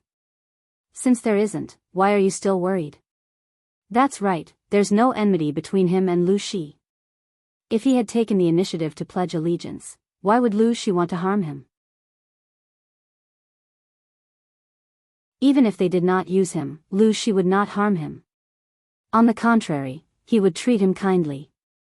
Otherwise, once word of this got out, Lu Shi's enemies would only stubbornly resist. Surrendering meant death, not surrendering meant death. So, it was better to fight to the end and not surrender. The balance in his heart slowly tilted towards Jianghu. Wei Ci knew that the time was ripe, so he did not rush him. Instead, he looked relaxed and indifferent, calm and elegant. "Can you guarantee that Lu Shi won't turn his back on us? My lord has set her sights on the world. A mere Chiuyu county is not worth her breaking her promise." The second-in-command's face turned green and black. He understood that he was being looked down upon, but what made him feel helpless was that others had the right to look down on him. Thus, he struggled even more intensely in his heart. At this moment, Wei Ci got up from his seat and flicked his sleeves. His voice was as clear as a clear spring in the mountains, as if one's whole body was immersed in an icy spring on a hot summer day. It made one shiver uncontrollably. "General, time is running out," he said with a smile. "My lord has been ordered to rescue the king. If the attack fails for a long time, he will definitely withdraw his troops to defend the 3 counties. Without the pressure from my lord, do you think the Red Lotus Group will let this go and not pursue your crimes of kidnapping the leader and defying the judgment of the sect?" Even without Wei Ci's reminder, the second-in-command knew what would happen to him just by thinking about that scenario. Wei Ci added fuel to the fire. "General, you have a strong military force, but most of them are followers of the Red Lotus Group. According to my speculation, except for a few trusted subordinates, no one else should know that you harmed the leader, right? If my lord withdraws his troops, the Red Lotus Group will find a way to prove your crimes. General, do you think that those followers who worship the leader won't turn against you? Not only would they turn against him, but they might even have their heads chopped off if they slacked off for a nap." The second-in-command knew that his position was unstable, but after listening to Wei Ci's words, he realized that the situation was far more serious than he had imagined. Now he was afraid, and he restrained his arrogance. Once he understood, he was more adaptable than anyone else. He bowed in a nondescript manner and asked for guidance. "Please guide me, sir." Wei Ci sat back in his seat, a faint smile on his lips. "I dare not say that I can guide you, but I do have a few good words to tell you, General." Wei Ci had arrived at the right time. The envoy sent by the Red Lotus Group for peace talks had arrived during the day. He tried every possible way to persuade the second-in-command, and he made a bunch of promises. The second-in-command was uneasy and did not immediately agree. He only said that he needed to think about it. Not long after nightfall, Wei Ci arrived. His sincere talk was far more reassuring to the second-in-command than a bunch of promises. In the face of a desperate situation, he would naturally choose the most beneficial path for himself. Relying on Lu Shi might not be a bad idea. Wei Ci's words gave the second-in-command a glimmer of hope. He secretly gritted his teeth and said to Wei Ci, "During the day, the Red Lotus Group sent an envoy to persuade me to join forces with them. In order to show my sincerity, I'll get someone to kill those bastards. I only hope that you can put in a few good words for me." Wei Ci stopped the second-in-command and said, "You must not. The second-in-command was surprised. Why not? We'll alert the enemy. Wei Ci did not even bat an eyelid as he continued, if the envoy they send is killed by you, they will surely know that you have defected to my master. When that time comes, they will be on guard, and you will be in danger. It's better to hold back for now, pretend to agree to cooperate, lure their elites into the city, and then lay an ambush, catching them like a turtle in a jar. At that time, they will be leaderless, and the Red Lotus group outside the city will have no one to command them. My master will then send troops to capture them. In this way, we can definitely eliminate this hidden danger easily.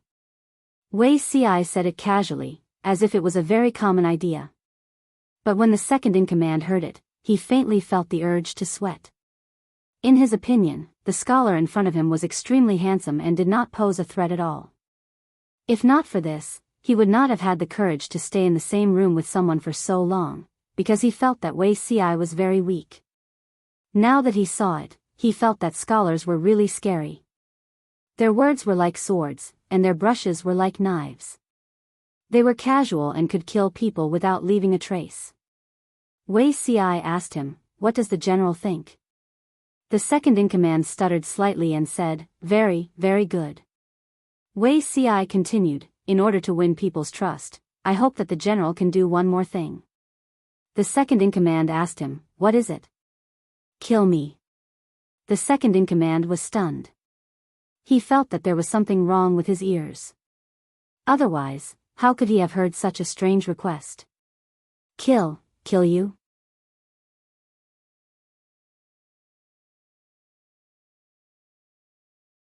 Chapter 656. Strategists were heartless. Not only were they ruthless to their enemies, but they were even more ruthless to their own people and themselves. The second-in-command could not describe that feeling, but after listening to Wei Ci's explanation, there was only one thought in his mind, to tremble. In order to harm the enemy, he was willing to seek death. How ruthless was this? Wei Ci explained his plan in detail, and after a while, he asked for the second-in-command's opinion. "What does the general think of this plan?" The second-in-command came back to his senses and stammered, "Very, very good, whatever you say, sir. In that case, let's have a pleasant cooperation." Wei Ci's smile was so beautiful that people could not help but sigh. This man was deep and tall, and could be called an elegant gentleman. Only the second-in-command, who was being stared at by him, could not feel happy. Instead, he had the urge to shiver, and his hair stood on end. Scholars were all scary. First, An Shui, who played everyone in circles. Then, there was Wei Ci, who could turn the tables in the enemy's camp. If he could, the second-in-command would never want to provoke such a black-hearted scholar in his life. Not long after the second-in-command entered the main hall, there was a clattering sound, followed by the sound of swords being unsheathed, and a short and abrupt scream. The guards outside thought that someone had attacked the second-in-command and hurried in. They were all shocked by the scene in front of them.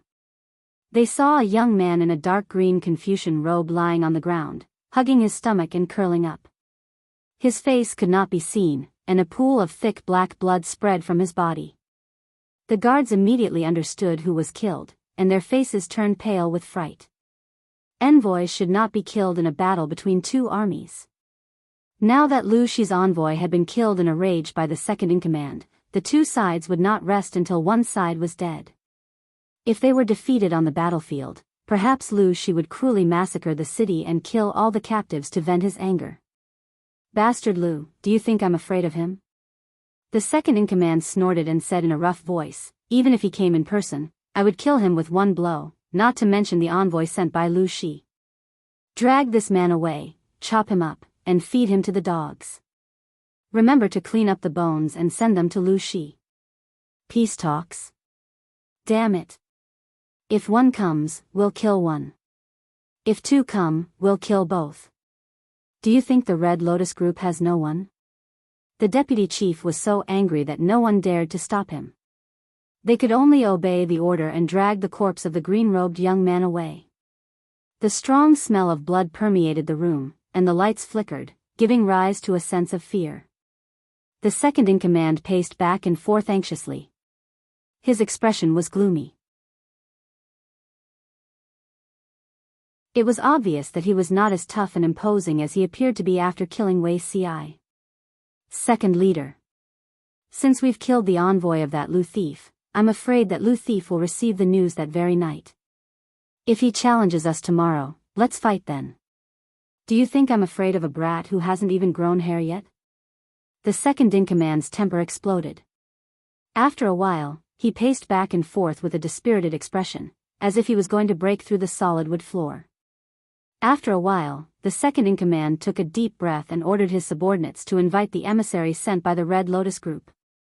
After everyone retreated, the second-in-command hurriedly walked to the back hall. Wei Ci's clothes had already been changed. His linen clothes were brown, and the jade crown on his head had been replaced with a cloth scarf. Other than his outstanding looks and temperament, he seemed to be no different from an ordinary scholar. Sir. Sir. I've already done as you instructed. Will they take the bait? Wei Ci held a teacup and sipped at it. The taste of the tea was not very good, but he was not a picky person. Make it quick, Wei Ci said. It's best to lure their elites into the city tomorrow. If time passes, they will become suspicious. The second-in-command nodded obediently and said, Shall I send someone to escort you out of the city? Wei Ci waved his hand and refused. I'm a dead man and should not be exposed in front of others. Even the general's confidants may not be completely trusted. The best way to keep a secret is to have as few people who know about it as possible. I will temporarily disturb the general for a day or two. The second-in-command did not refuse. He was happy that Wei Ci was in his hands. At least he had a guarantee. If Lu Shi went back on his word, he would have nothing to fear with Wei Ci in his hands. However, the second-in-command thought about it and thought of another more dangerous problem. Sir, I followed your instructions and returned your human bones to District Magistrate Lu. Will you really not bear a grudge against me? It would be fine if he passed the message, but if he did not, Lu Shi would chop him up without a second thought. Then he would die an unjust death. Wei Ci smiled and said, Of course not. General, you should rest assured. In fact, Wei Ci's plan was an impromptu one. Before meeting the second-in-command, he had thought of many plans, but after seeing him in person, he overturned the previous plan and came up with a new one that was beneficial and harmless. Of course, this was also the most ruthless one. The second-in-command left confidently. Wei Ci slowly lowered his eyes. He put down the teacup in his hand, his eyes cold and fierce. Wei Ci already had the idea of uprooting the Red Lotus group. Why would he recruit people from the Red Lotus group into his own forces? He did not inform Jiang Pengji of this impromptu plan.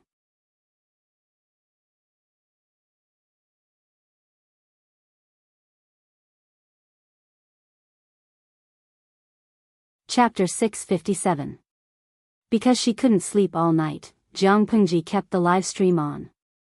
She watched a group of night owls and idle people send bullet screens to kill time. When Yang Si said that, the night owls who were still dozing off in front of the screen instantly woke up. Fat Cat Chili, wait, what the F***CK, am I hearing things? What happened to Beauty Ci? Yi Wu Yenling, oh my god, don't scare me. How could something happen to Beauty Ci? How could it be? Today is not April Fool's Day. Nua Nua Xiang, although I always feel that Beauty Ci is delicate and weak, he doesn't have the appearance of a short life. How could something happen to him? Cat Demon June, today is April Fool's Day. I'm not listening. This is definitely a joke designed by the streamer. Yun Ruochen, Wei Ci is dead? As his veteran fan, I absolutely can't accept this result. The live stream room was in an uproar. Although the live stream room only had an upper limit of 150,000 viewers, after several years, the number of live stream fans accumulated was more than 10 million. Wei Ci's Tieba alone had more than 30 million followers. These 30 million fans were live fans, not zombie fans. The Tieba was abnormally active. Although these auntie groups were all here for their looks, the world was a place where looks mattered the most. Now that everyone received the news of Wei Si's death, they suddenly felt as if two bombs had exploded in their ears. The words, Wei Si's death, became a hot topic in minutes. Madam's fan club couldn't wait to rush into the live stream room. Jiang Pengji was also shocked, but her mental fortitude was excellent. No matter how thunderous her heart was, she remained calm on the surface. Tell me in detail what happened.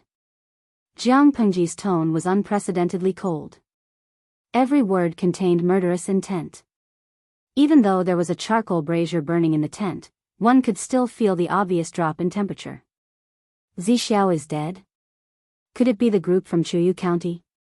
Yang Si held back the grief in his heart. He gritted his teeth and endured the surging sourness in his throat. He spoke with difficulty. Hearing that Wei Si's body had been chopped up and thrown to the wolves as food, and that his bones had been gnawed clean and sent back, Jiang Pengji's state of mind was already unstable. She was as cold as ice, and her murderous intent rose steadily. The live stream room even lost its order. She was not in the mood to care about the explosive bullet screen, and turned her eyes to the two attendants behind Yang Si. Each of them was holding a corner of a piece of white cloth, and the white cloth was wrapped around a heavy object.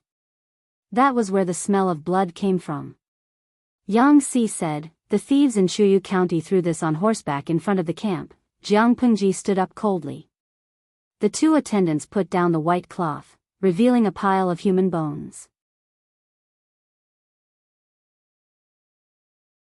It was stained with dark blood, and the flesh that wasn't completely eaten was still stuck to the bones. Many places had bite marks of dogs. Jiang Pengji only glanced at him once, and her murderous gaze softened a little.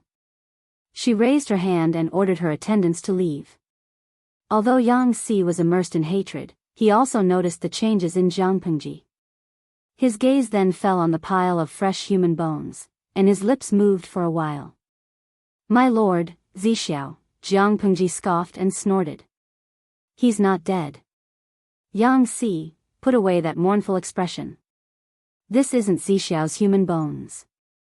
Jiang Pengji squatted down and took out a piece of bone with blood and minced meat.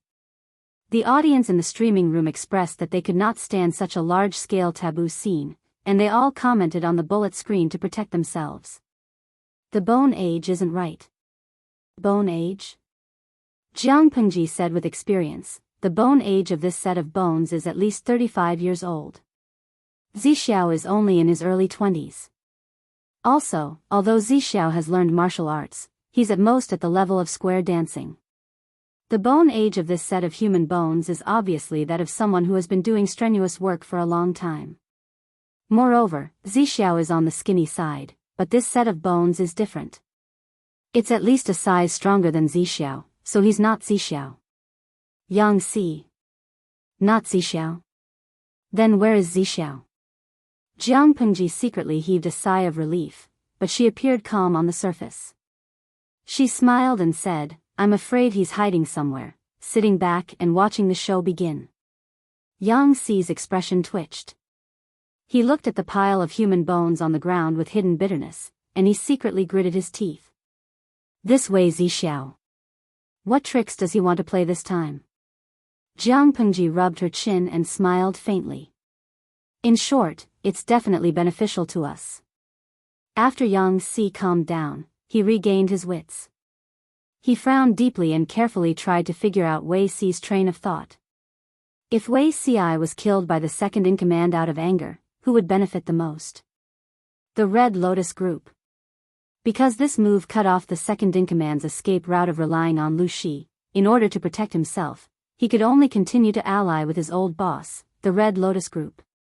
His old boss was also happy to accept the second-in-command and his troops.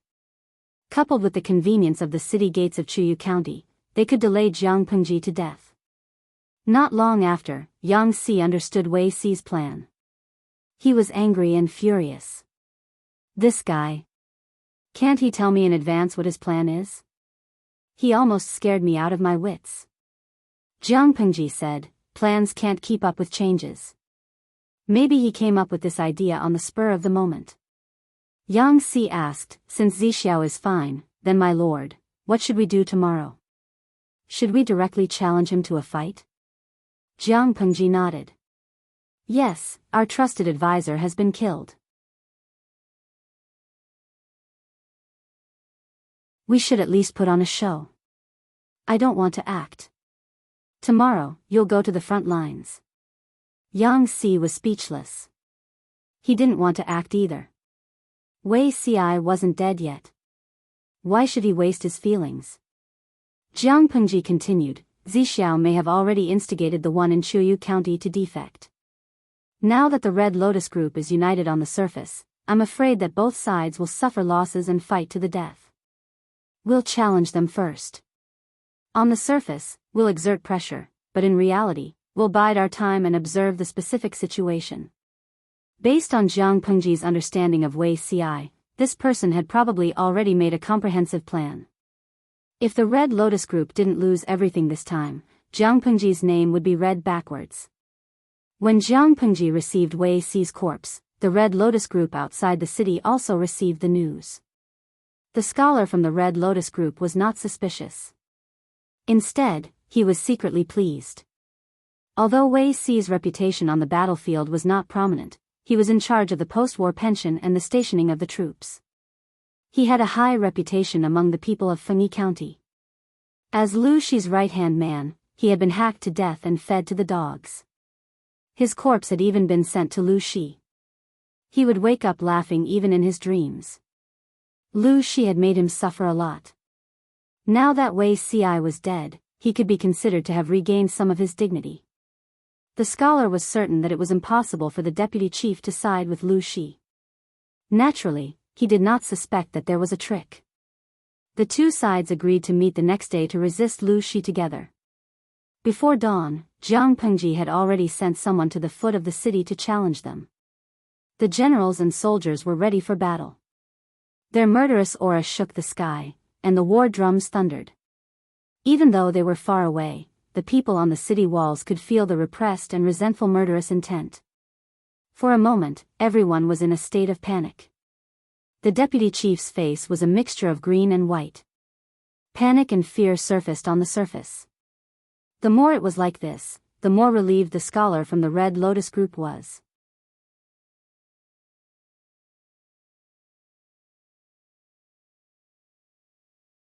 Chapter 658. When the second-in-command invited the higher-ups of the Red Lotus Group into the city to discuss the grand plan, the Red Lotus Group agreed without even thinking about it. However, they were a little more cautious. They brought 2,000 troops into the city, while the other 30,000 troops remained outside the city. If anything went wrong, these 30,000 troops would rush into the city at the first instance.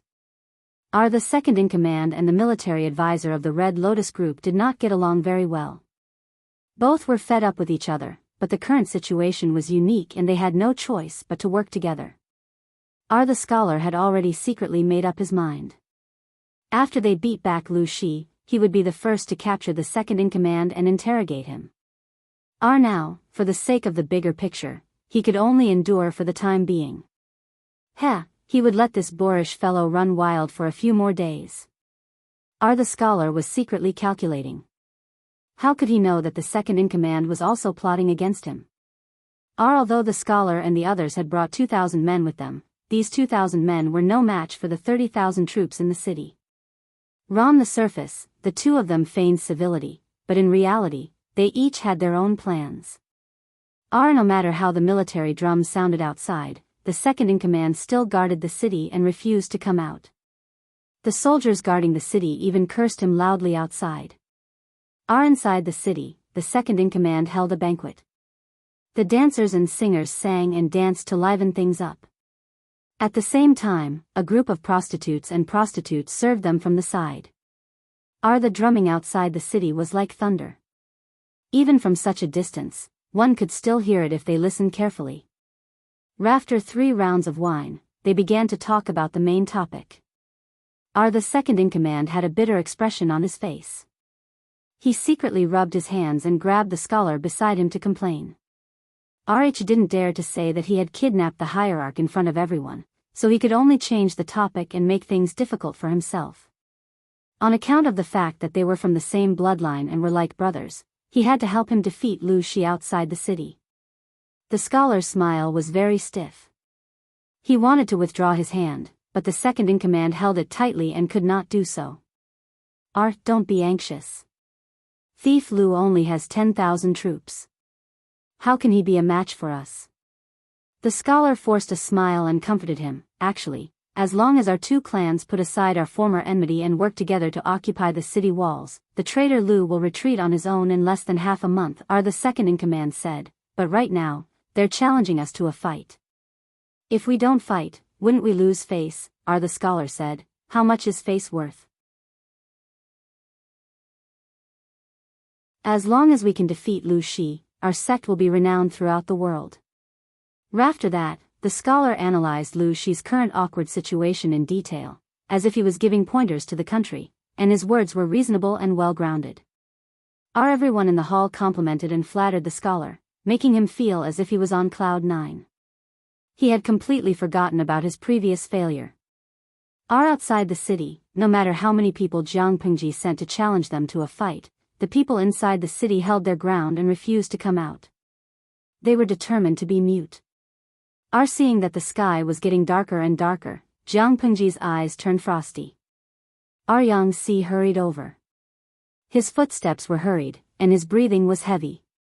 He shouted, my lord, I've found out the exact news. Not long ago, there was an unusual movement in the Red Lotus Group's camp. About 2,000 people entered Jianghu County.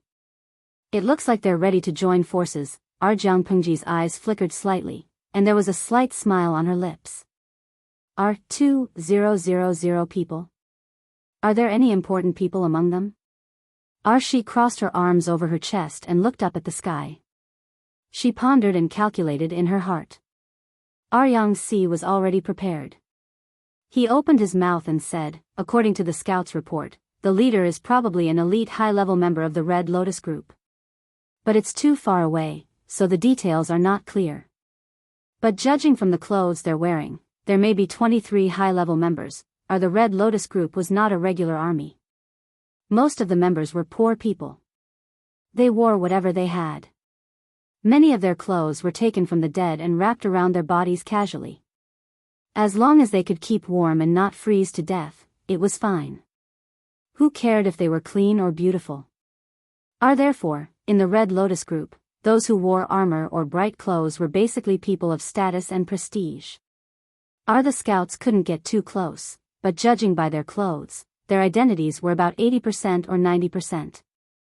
Jianghu narrowed her eyes, and there was a hint of danger in her gaze. She murmured, 23, Yang-si continued, although it's not clear how many high-level elites the Red Lotus Group has, just looking at this number, they've taken away more than half. Jianghu sneered softly. In other words, the current Red Lotus camp is basically in a state of no leader?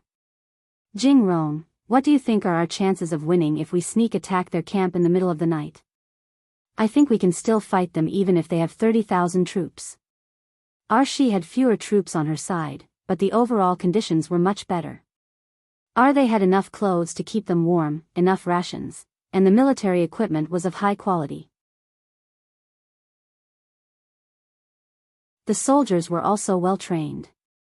Their numbers were only 1/3 of the enemy's, but in the middle of the cold winter night, the advantage of numbers would be greatly reduced.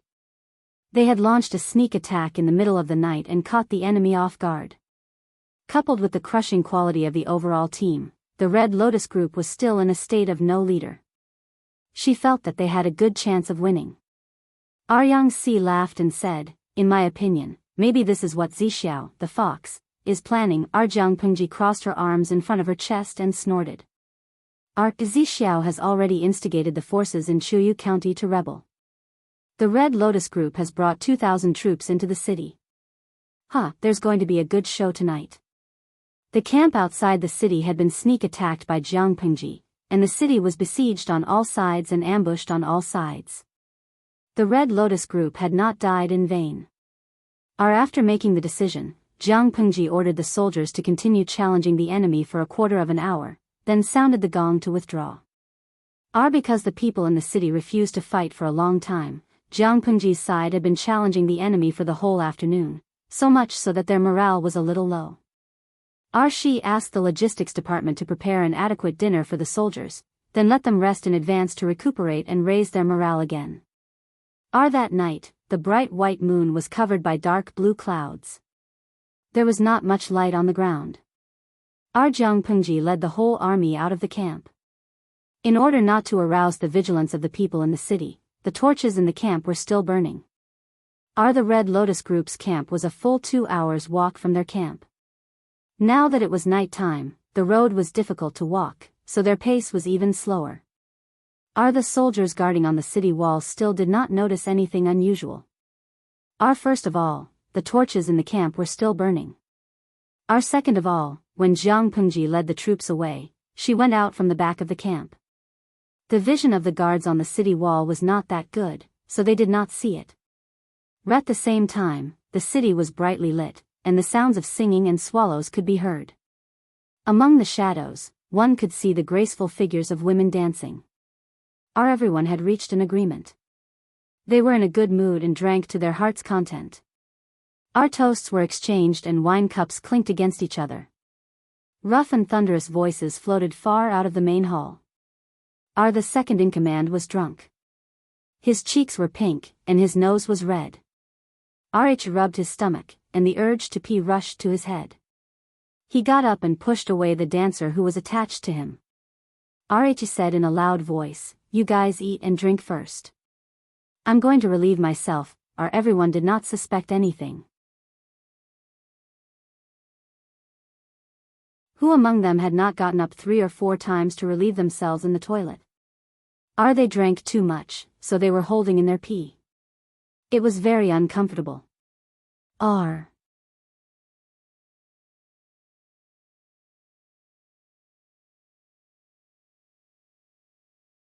Chapter 659. He went to the toilet and secretly ordered his trusted subordinates to deploy troops. He asked them to quietly surround the main hall and avoid the 2,000 spies brought by the Red Lotus Group. Finally, he pretended that nothing had happened and returned to the main hall to continue drinking and having fun with the others. The people in the hall were still drinking. No one realized that countless arrows had been aimed at them and that there was a murderous intent everywhere. The second-in-command was still urging them to drink. The scholar of the Red Lotus Group had already drunk so much that he was sprawled on the table, his clothes disheveled. At the same time, a few dark shadows flipped into a remote house in the city. Sir, Wuxia came out of the room with an indifferent expression. "I'm here, we came late." Sir must have been startled. These men dressed in black and brown were the guards who had followed Wuxia into the city. After entering the city, Wuxia let them do as they pleased. They hid in Qiuyu County and did not need to worry about his safety. They would find an opportunity to meet up in the future. What's the situation outside? One of them said. They spread the news that Sir was killed and threw a skeleton that had been gnawed on by a wolf dog in front of our camp. Our Lord sent people outside to challenge us all afternoon, but the Red Lotus Group stayed in the city and did not come out.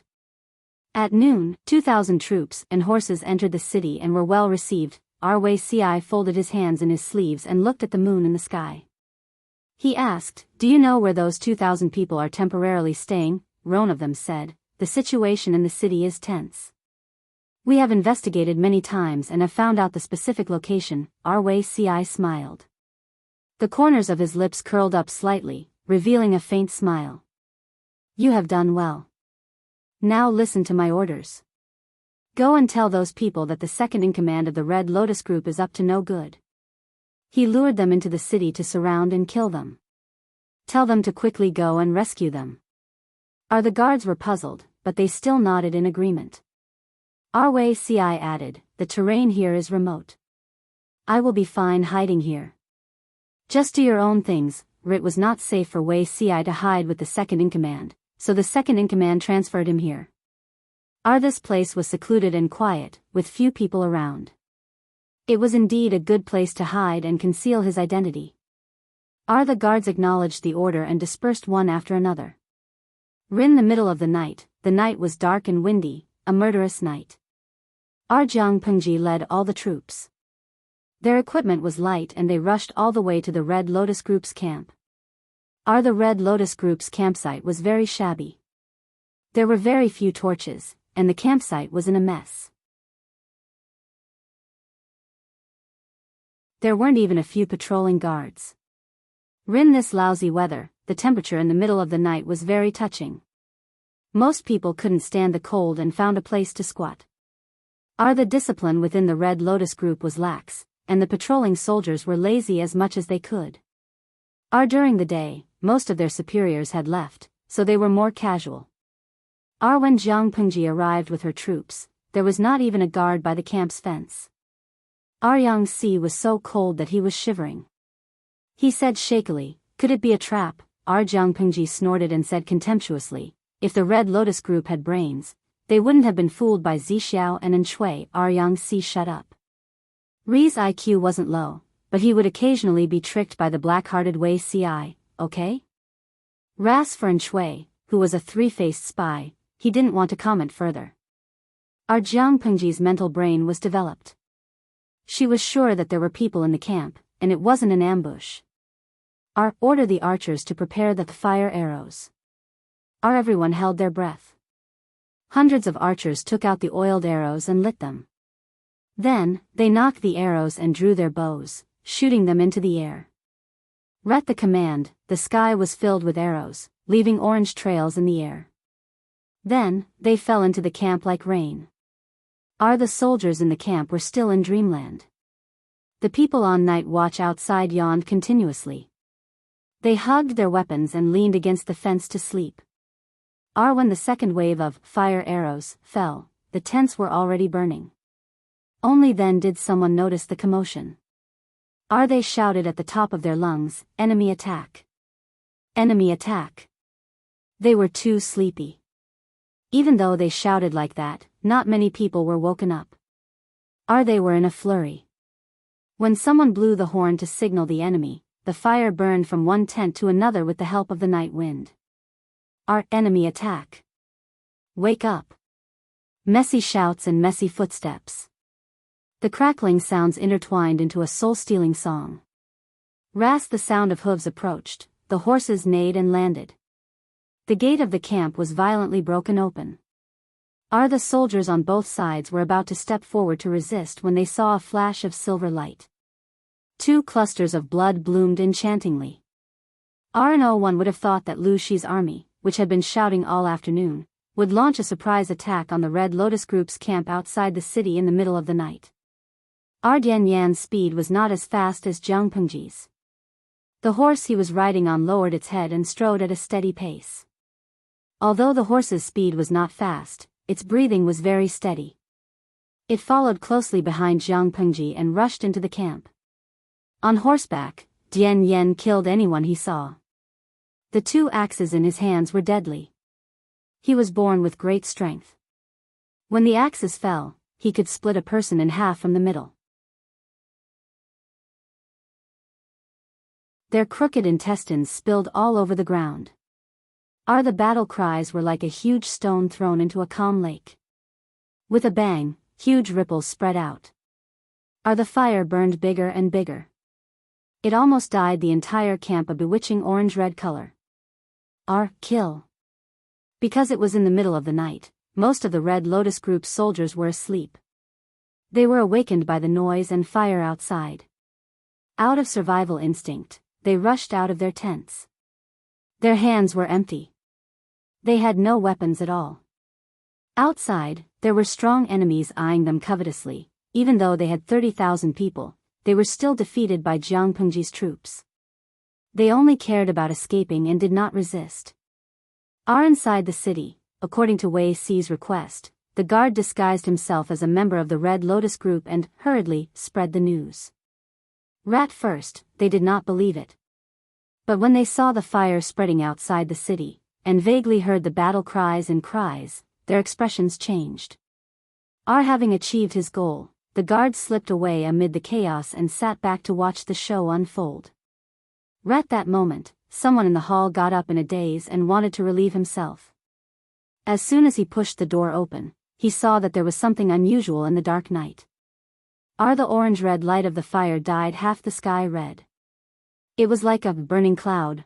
What's that? He was in a daze.